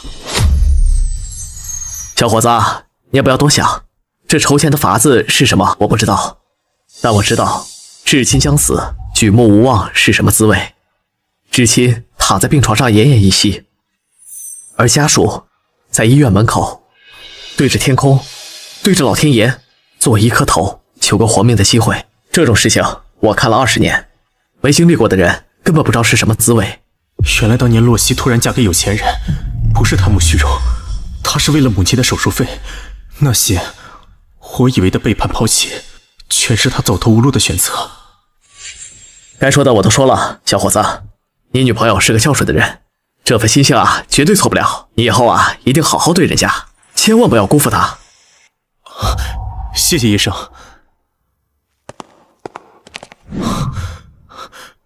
阿西，阿西，都过去了，我先去挂号了。阿西，如果今天我们没有来医院，如果没有遇到陈医生，你是不是打算一辈子瞒着我？你是不是打算让我一辈子戴着有色眼镜看你，让我一辈子活在被抛弃的误会里？我没想瞒你一辈子。3年前得知你的死讯，你告诉我，我该怎么说？3年后，我们又相遇，你以瞒你阿泽的身份，一边对付着我，一边计划着你的婚礼。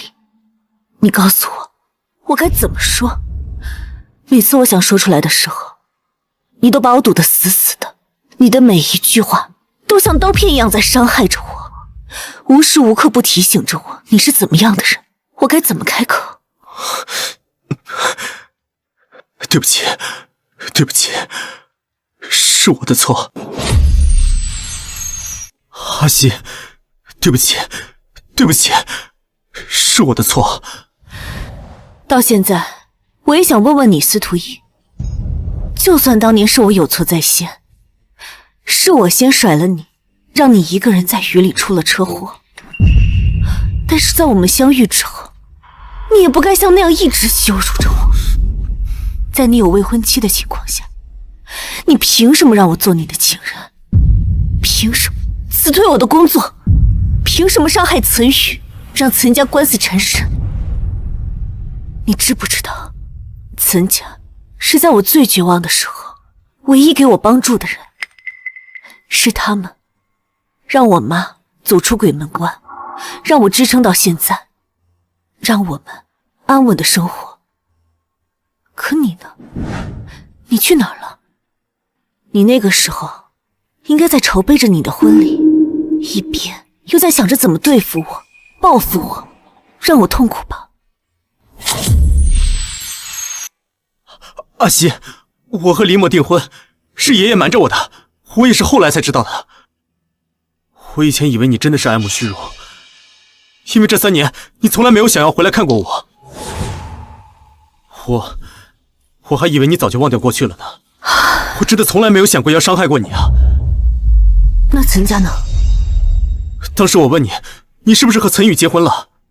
你说是，你还说你为他留过孩子。你知道，我听到这句话的时候，我连杀他的心都有了。你说，我怎么可能为情敌手下留情？我要你离婚，你不肯，你还警告过我要远离他，甚至还订了飞机票要远离我。我脑子一热，就想着，你既然这么爱岑家的钱，那我就让岑家一贫如洗。于是，就设计了一场官司，就是想让岑家措手不及，想让你走投无路的时候，第一个想到我。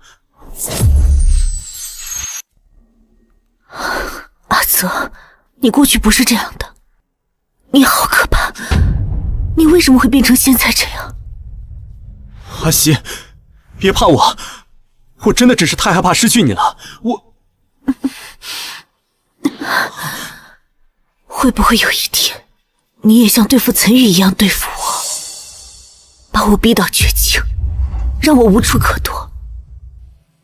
阿西，我自始至终从来没有想要伤害过你啊。没伤害过我，你伤害我身边的人，就是在伤害我。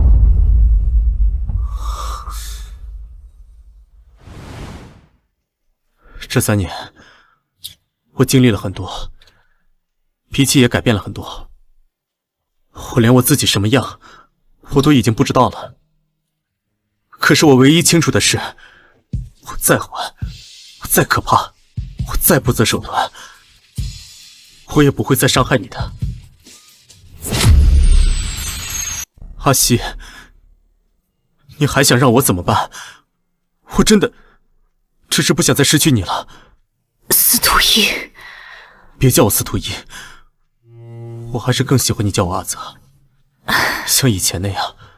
阿泽，这3年没见，我们好像都不认识彼此了。如果再有这个机会，你愿意让我再重新认识你吗？我愿意，我当然愿意。不管以前怎么样，我现在都会对你毫无保留。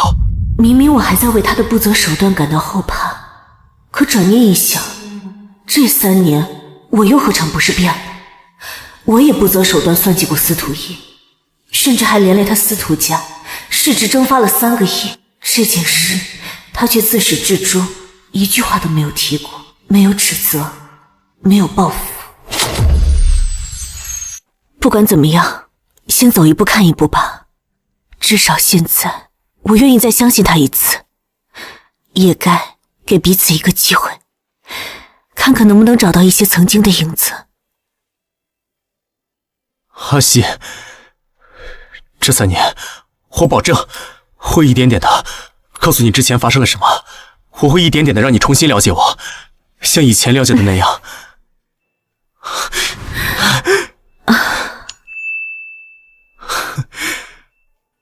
这个拥抱，我真的等了很久了。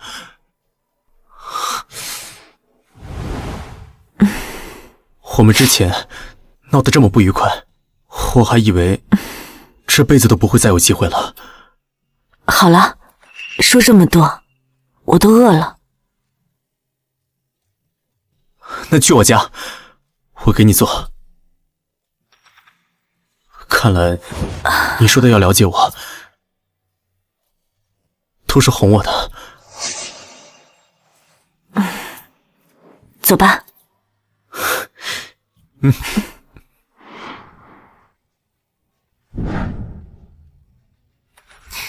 易总，厨艺不赖呀。这算什么呀？当时我在老巷子里，我还来你家厨房给你做过番茄鸡蛋面呢。那个时候你吃了2大碗，说比你妈做的都好吃，你忘了？我记得那个时候你把鸡蛋都炒糊了，我怎么可能忘？我那是故意的。当时你一直嘟嘟囔囔的要吃这个，我怕你营养不良，所以就做的难吃了一点。可是你后来偷偷跑到厨房，把炒糊的鸡蛋都自己吃了。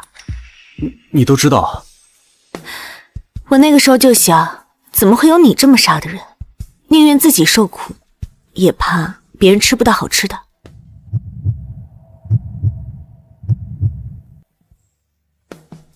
那你还记不记得，当时你特别挑食，为了让你荤素搭配的吃，营养均衡，我还特地把不同的菜品都写在了纸上。我们约定抓阄订餐，当时说到抓到什么吃什么，这样才把你挑食的毛病慢慢掰过来。3年前的一切好像就是昨天发生的，我以为我再也见不到你了，可现在你就站在这儿跟我做饭聊天，这一切真实的让我不敢相信。好了，我要炒菜了，这里油烟大，你先出去吧。好。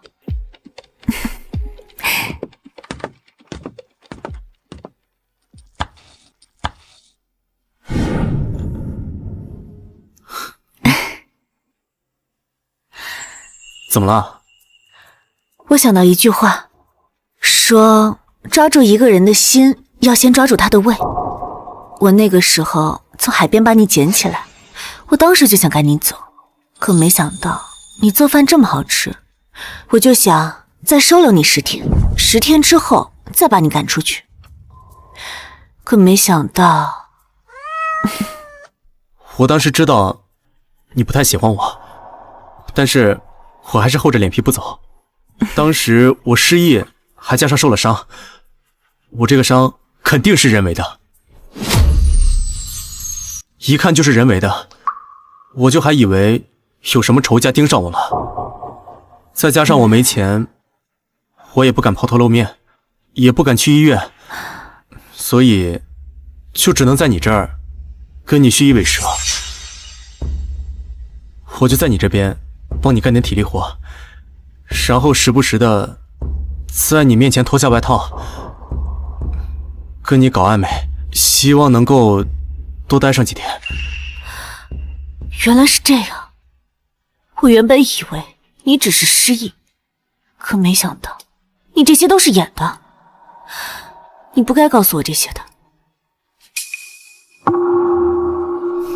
我观察了你几天，我发现你这个人善良、聪明且没有戒心。普通人想要利用你的话，确实很难下得去手。但是我当时失了忆，性格、内心都是司徒毅，所以当时利用你的时候，我并不觉得愧疚。你别说了，甚至我当时还想用你的身份证盗刷你的信用卡，然后马上一走了之。等我渡过难关，我再回到我该回的位置，然后双倍还给你。我说你别再说了。我当时本来已经计划好了这一切，但是我没有想到，我却爱上了你。有好几次，我看到你跟我买衣服的时候，跟店家讨价还价，其实省不了几个钱，但是你说这只是一种方式。你说你知道店家能赚多少钱，因为你妈妈以前也是开衣服店的。这种讨价还价，只是向店家证明你不是冤大头，为了让你买东西更加安稳一些。我当时站在旁边，我突然慌了，我没有想到你居然是这么聪明，这么有城府的一个人。我发现你没有我想象中的那么好糊弄。我之前总想着，我靠暧昧，靠我耍一些小心思，能够让你更喜欢我一些，让我能够更好把控局面。但是我看到你讨价还价的时候，我突然慌了。我在想，我那些精心设计的计算，和我那些刻意的靠近，你是不是早就看穿了？你是不是已经看穿我们之间是农夫与蛇的故事？还是你已经看到我是一个彻头彻尾的人渣？如果你已经看穿了，你还是愿意留我、照顾我，义无反顾的支持我，是不是对你来说，只是让这段时间为了让你更安稳一些，让你收留我的日子更加安心一点？我没有你心思那么重，你想的这些，我从来没有想过。不重要了，从那天起，不管你说的是哪些，我都觉得在你面前变得可笑滑稽。我开始害怕你发现，害怕失去你。我舍不得你远离我。换句话说，从很早的时候，我就已经喜欢上你了。我身体有些不舒服，今天先到这儿吧，我先回去了。啊，洛曦，我们说好的，你说好要了解我之前的。阿曦，我说这些是为了让你重新了解我，是你说我们要重新彼此了解的，我做到了。我了解了，只不过需要一些时间。你别不理我呀！我没有不理你，只不过我现在很乱。在我心中的阿泽，简单善良，可没想到真相却是……是什么？真相是，阿泽一直和司徒义一样，从来没有什么天真善良。老天，你为什么要对我开这样的玩笑？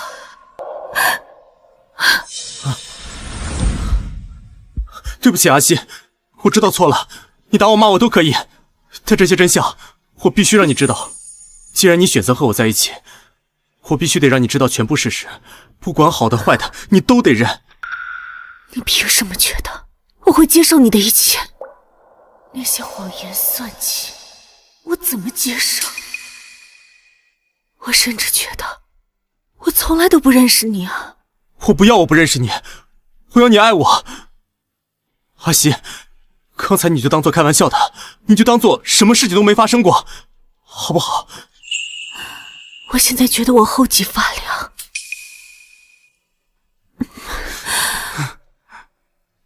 我现在感觉我抱的不是一个人，而是一个吐着蛇信子的毒蛇。我每一秒都觉得害怕。不，你别怕我，别推开我，我求求你，我从来没有求过一个人，求你了。我以为阿泽和我一样简单善良，可我没有想到你却是这样。你告诉我这一切都是装的，你亲手粉碎了这一切，你让我怎么接受？阿曦，接受原本的我，对你来说有这么难吗？没关系，你现在不一定要接受，我可以等到你什么时候接受了为止。求求你给我点希望吧，阿曦，我爱你，我真的爱你。你爱我什么呢，司徒义？司徒义，你爱我什么呢？我爱的是你这个人，你对我哭，你对我笑，这一点不会因为时间而发生改变。如果我告诉你，我爱的是当初阿泽的简单、纯粹、善良，这些你能给我吗？我能。你能？还是你能演给我呀？我从小生活在司徒家，从小过着勾心斗角的日子。你说的那些善良、真诚、简单，不是我不想给你，而是我身边没有几个人能做到。洛曦，我这是真的，不是在找借口。我知道，我都知道，你的过去让你不能这样。洛曦，这个世界上没有第二个人像你一样懂我，我不可能再放你走了。你别不理我，你说话呀。阿泽，你说我们能到最后吗？我们可以试试，我们先试1个月，如果1个月可以，我们在一起1年、10年，甚至一辈子，是什么？司徒逸的爱浓烈，让人无处逃脱，好像就算天塌下来，他也不愿意撒手。可我呢？我为什么像个懦夫一样，不敢回馈一样的感情？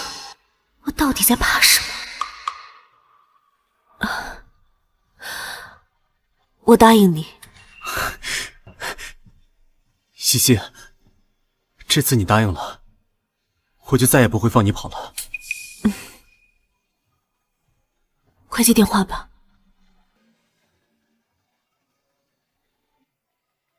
但黎墨这孩子，你必须去亲自赔罪，这个欠你必须去道。怎么不接啊？怕你误会。只要他不爆出来怀了你的孩子，我就不会误会。否则我刚才说的，我都不答应。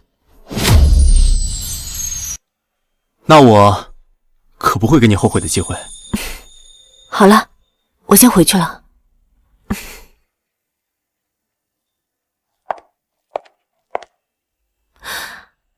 对了，司徒逸，你能送我吗？这里是别墅区，不太好打车。不能，因为我不想让你走。行，那我走回去了。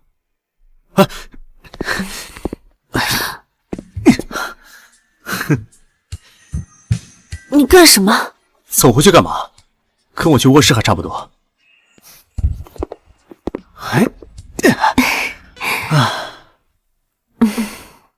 如果想洗漱的话，卫生间在那边。好，我知道了，你先出去吧。要抓阄吗？什么？下个星期的食谱，抓到什么就吃什么。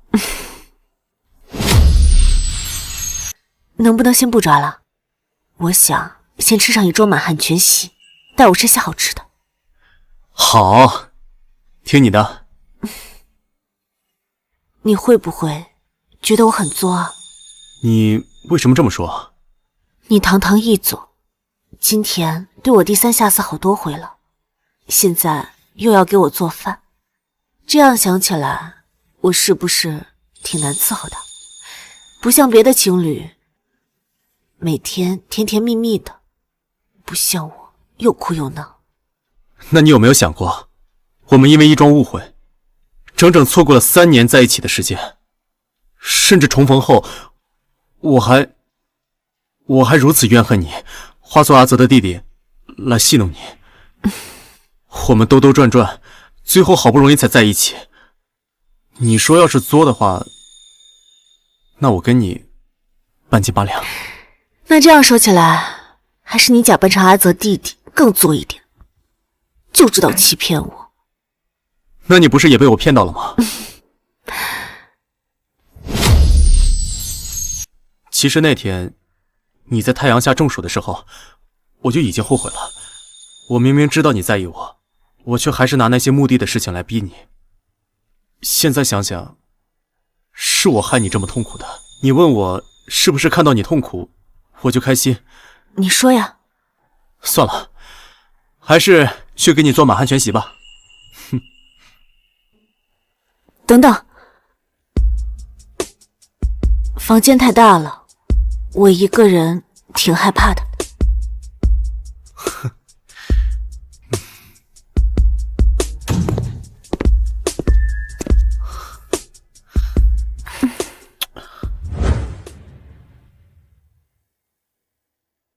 我要去见黎墨，放心，是处理逃婚道歉的事，等我回来。喂，岑宇，怎么了？听你的语气，好像挺开心的。最近遇上什么好事了？你和司徒逸……我和司徒逸在一起了。喂，喂，岑宇。那什么，伯母最近来江城医院复查病情了，有空来医院看看罗伯母吧。好，我现在就过来。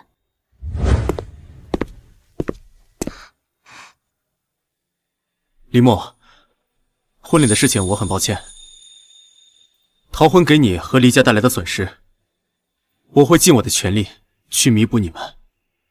我今天让你过来，是为了听你说这些吗？我们之间没有感情，强行结婚，对彼此都是折磨。我实话告诉你，我爱的只有洛曦，从始至终都是。我不想耽误你，你应该找个更合适你自己的。那我呢？我算什么？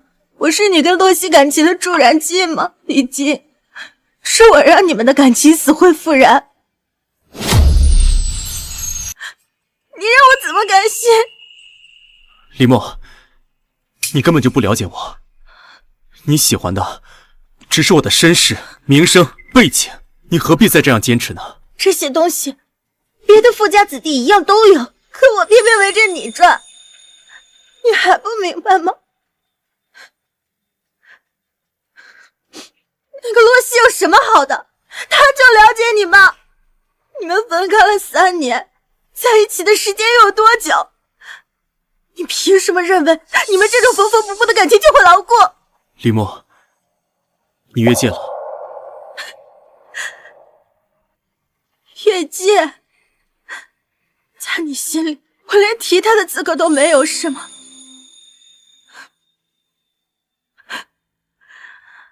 除非你告诉我，他有多爱你，爱的比我还要深，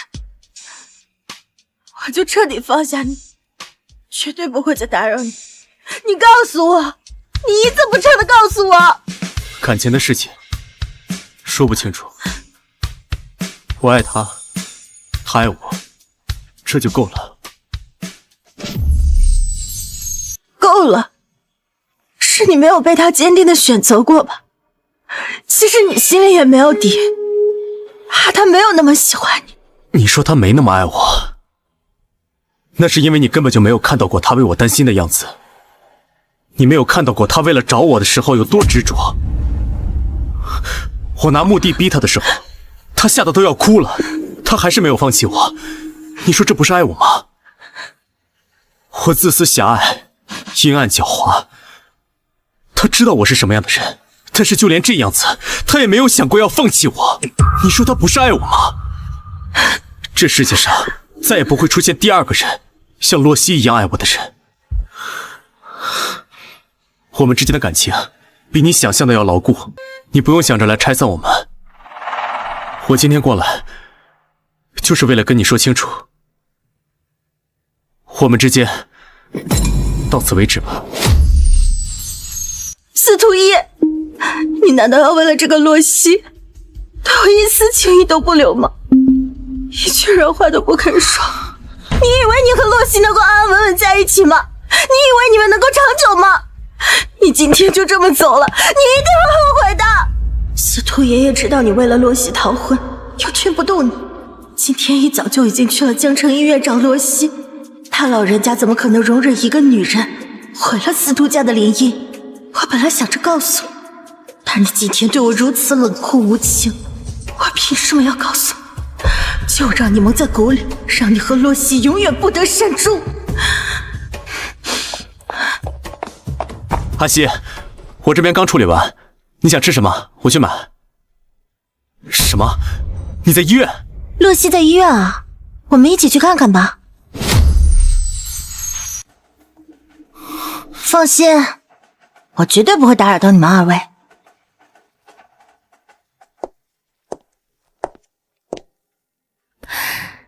妈，医生说这3年你的身体恢复的不错，要继续保持啊。妈的身体，妈心里有数。西西啊，妈有个事儿想问你。昨天岑宇给你打电话，一直没找到你，去你家也没找到你，你昨天去哪儿了？或者说你去了谁家过夜了？你说什么呀，妈？伯母，阿西啊，已经是成年人了，会照顾好自己的。小雨啊，阿姨只恨自己生了个多情的女儿。3年前，她和那个阿泽爱得死去活来，3年后，她又跟那个叫司徒义的纠缠不清。放着这么好的小雨，你一点都不珍惜啊！妈，我跟岑宇是因为订婚才捆绑到一起，我们之间根本就没有感情，你为什么非得把我们俩捆绑在一起呢？你真是个白眼狼啊！岑家对我们帮助了多少？这要是放到电视剧里，那都是要以身相许的。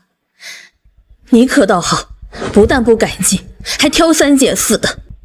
你可真是识人不清啊！那我们也不能因为感激就在一起啊！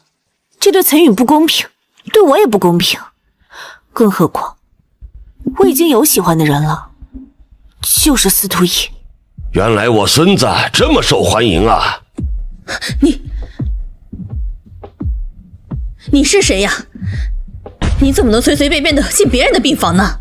我是司徒逸的爷爷司徒剑，今天来是想跟洛小姐好好谈一谈，让她主动跟我家孙子司徒逸分开。你们不是一个世界的人，洛小姐家境普通，你配不上她。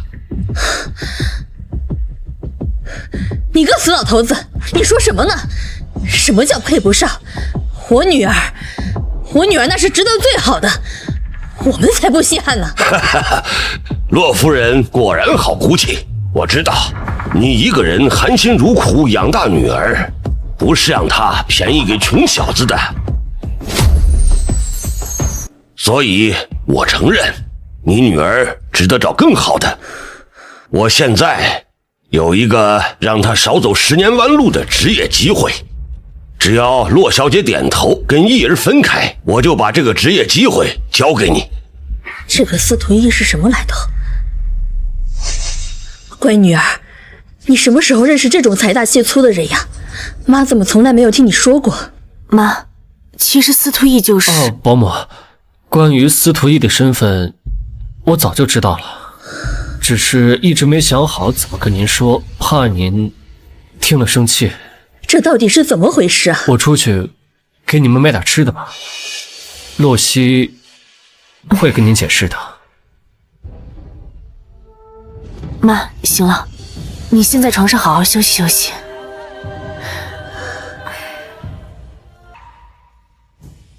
妈，我喜欢司徒逸，其实就是因为他就是当年的……行了，罗小姐，别在这儿浪费时间了，你就说你答应不答应吧。我不答应。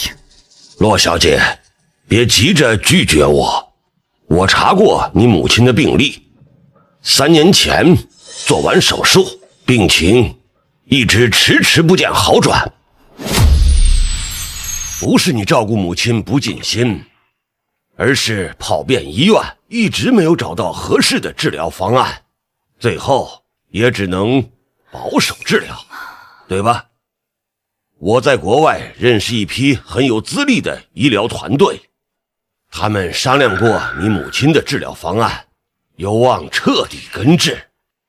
罗小姐，这个机会有多难得，不用我多说。只要你和逸儿分开，不仅你母亲能够康复，你之前想要的稳定生活、好的工作，我都能给你。这对你、对司徒家都是最好的选择。我妈病了3年，也痛苦了3年。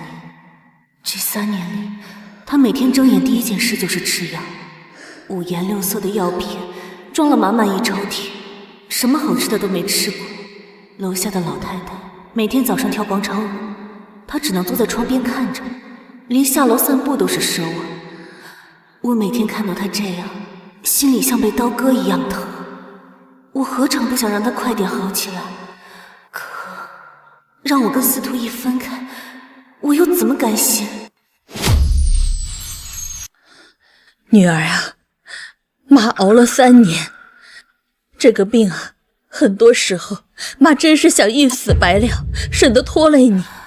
可是妈不能啊，妈还没看着你结婚，还没看到你过上更好的生活。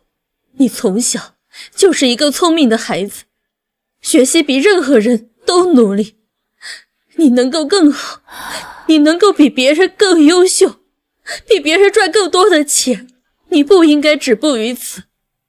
可是你始终是放不下儿女情长，是啊，这也是我一直想不通的问题。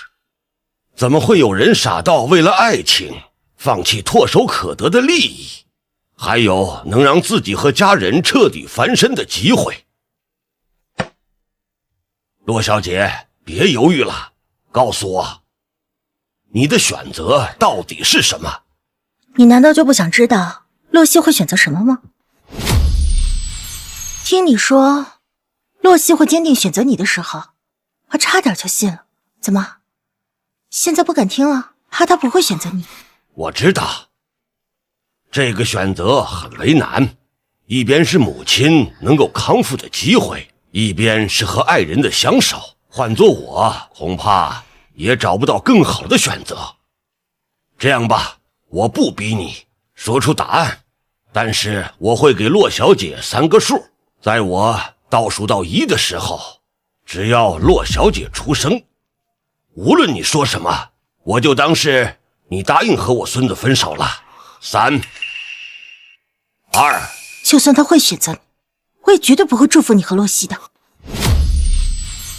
怎么会这样？3年前的选择竟然再一次摆在我面前。司徒一，为什么这段感情越走越难？等等，洛小姐出声，就算是同意和我孙子分手了。西西啊，妈知道你受委屈了，要不你就和司徒一分手吧，以后还有什么意义找不到呢？一儿，听到了吗？等等，洛小姐出声，就算同意和我孙子分手了。看到了吧，这就是你费尽苦心心爱的女人。一哥哥，他不值得，不值得。这些都是爷爷安排的，对不对？是爷爷让我带你来的，那又怎么样？我们的目的只是想让你知道，他根本就没有想象中那么爱你。你的目的达到了，你满意了吗？司徒一，你凭什么凶我？这一切都是你咎由自取。你问我满意了吗？我怎么不满意？我满意的很。现在的你和我又有什么区别？你爱的人根本不爱你，你又有什么特别的呢？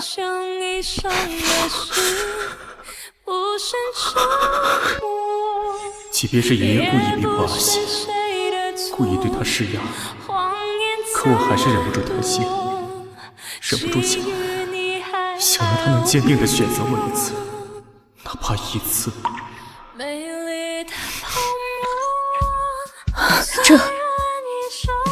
这不是阿泽吗？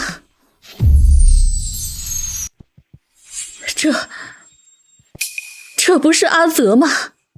妈，我喜欢司徒一，其实就是因为他就是当年的。西西啊，你刚才是不是要跟我说司徒一就是阿泽？我当年故意告诉你阿泽死了，谁知道他竟然是司徒家的孙子。要早知道是这样，我说什么也不会阻止你们在一起的呀。乖女儿，你现在还能反悔吗？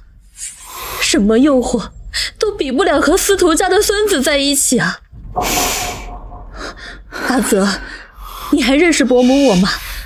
我们3年前就见过的呀。行了，国外医疗团队啊，我早已经联系好了，专车就在下边等着。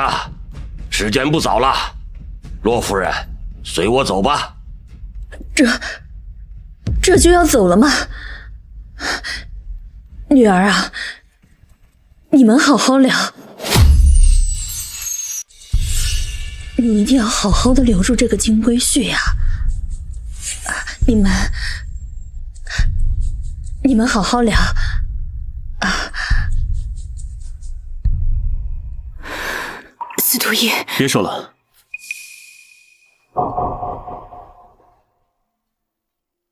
伯母需要治疗，这很正常，毕竟不是谁都有机会能得到根治病痛的治疗。我想，我能理解3年前你为什么要做出分开的决定了？你说的是真的吗？洛曦，3年了，你觉得我们还合适吗？你说什么？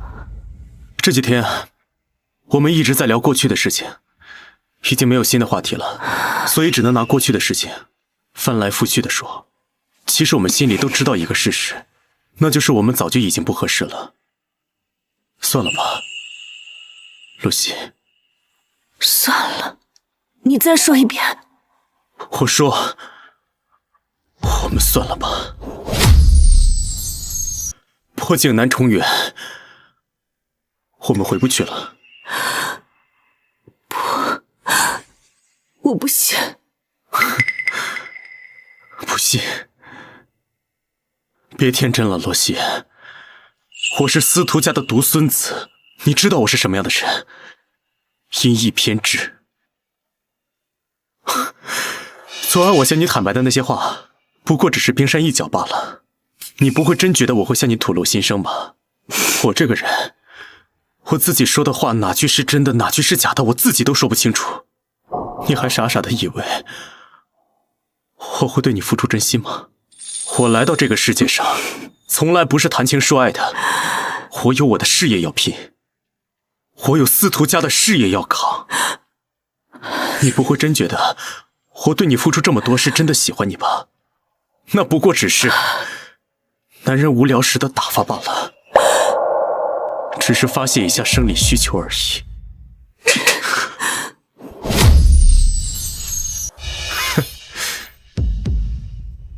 不过说了几句实话，就动手啊！你这种人，就是随意践踏别人的真心吗？你又何尝不是在践踏我的真心？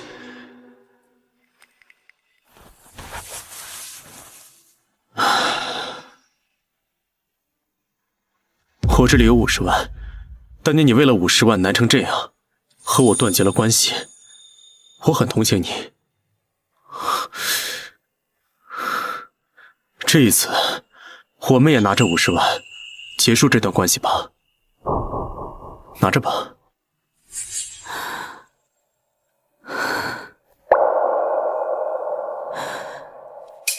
我真是可笑，也是有钱人怎么懂普通人的难处，更不会知道以真心换真心。随便你怎么想，我们到此为止吧。站住！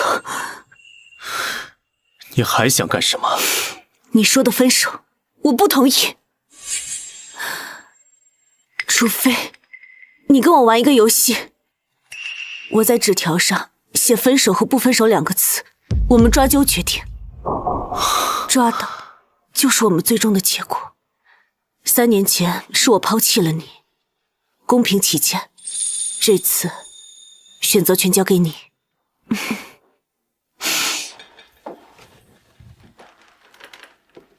别幼稚了行吗？我已经不是3年前那个过家家的小男孩了。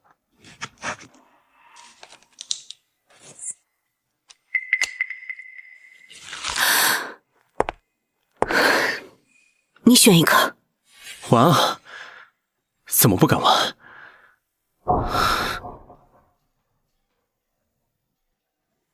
选好了。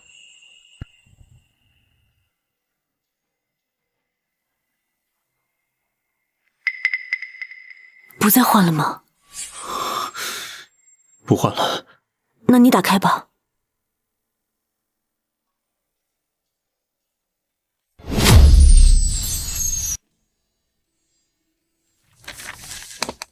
如果我手里的字真的是分手，是不是就真的要结束了？怎么不打开啊？别再这么幼稚了行吗？我们到此为止啊！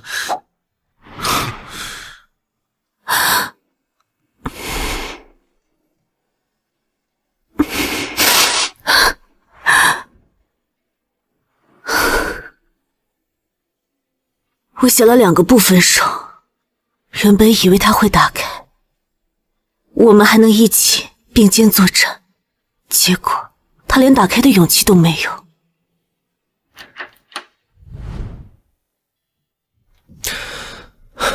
洛曦，你别这样，你就不能看看身边关心你的人吗？为什么就不能让自己早点解脱了？没事，一切都结束了。估计我妈等我等着急了，我先走了。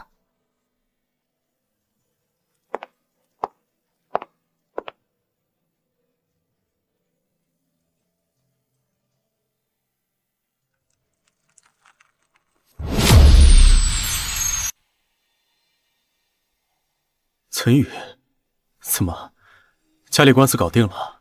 你还敢提？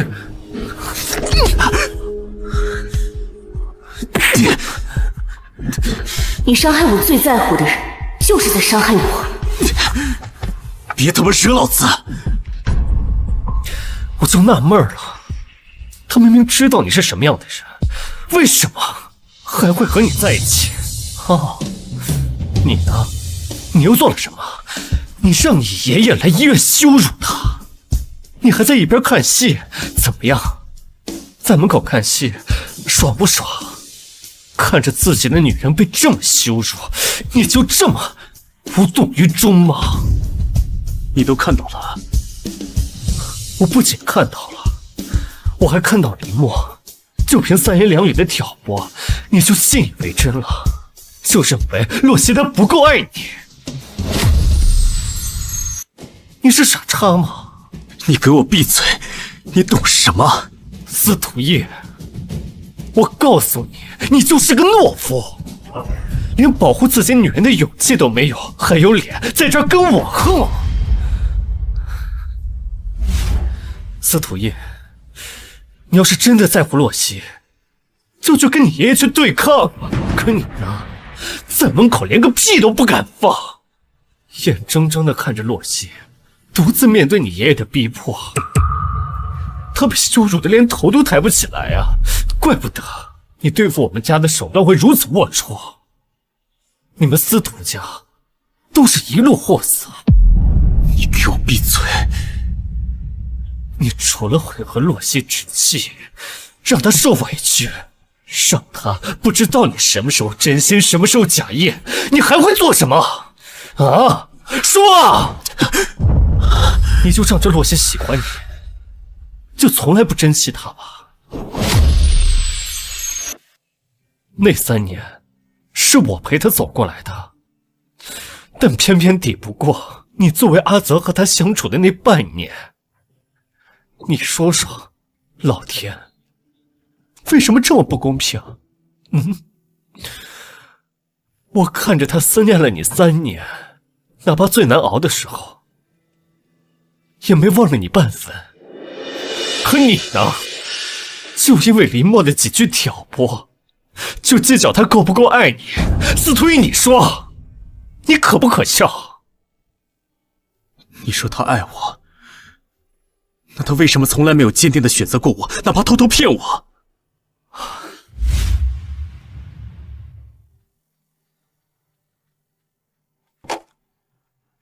妈，我们不靠司徒家。其实这么多年，我靠主持节目也积累了不少人脉资源。C 国也跟我联系过，说他们治疗时间短，痛苦少。我们不用司徒爷爷说的那个国外治疗团队。西西啊，司徒义他毕竟是首富，你就这样放弃了吗？你不是喜欢他吗？妈，我们上车吧。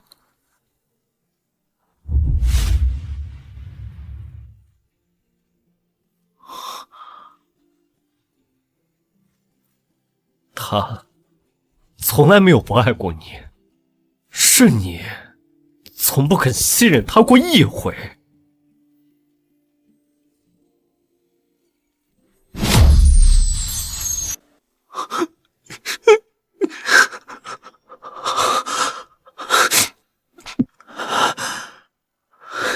当时你说害怕我看穿我们是农夫与蛇的故事，我说我没有你心思这么重，你想的这些我都没想过。其实我撒谎了，我怎么会没有察觉呢？你利用暧昧跟我迂回周旋，好让我多收留你一段时间。我看得出你的心思，可我却不想拆穿。生命里凭空出现一个人，让我的生活不再那么平凡，我也有点舍不得放手了，所以只能将错就错。你说你那时候就爱上我了，我何尝不是一样？我们对彼此的心动从来都不是假的，只是你一直不敢坚定相信罢了。司徒叶，这次我把决定我们感情去留的机会留给你，无论最后我们走向哪里，我都祝你岁岁年年平平安安。西西，司徒叶，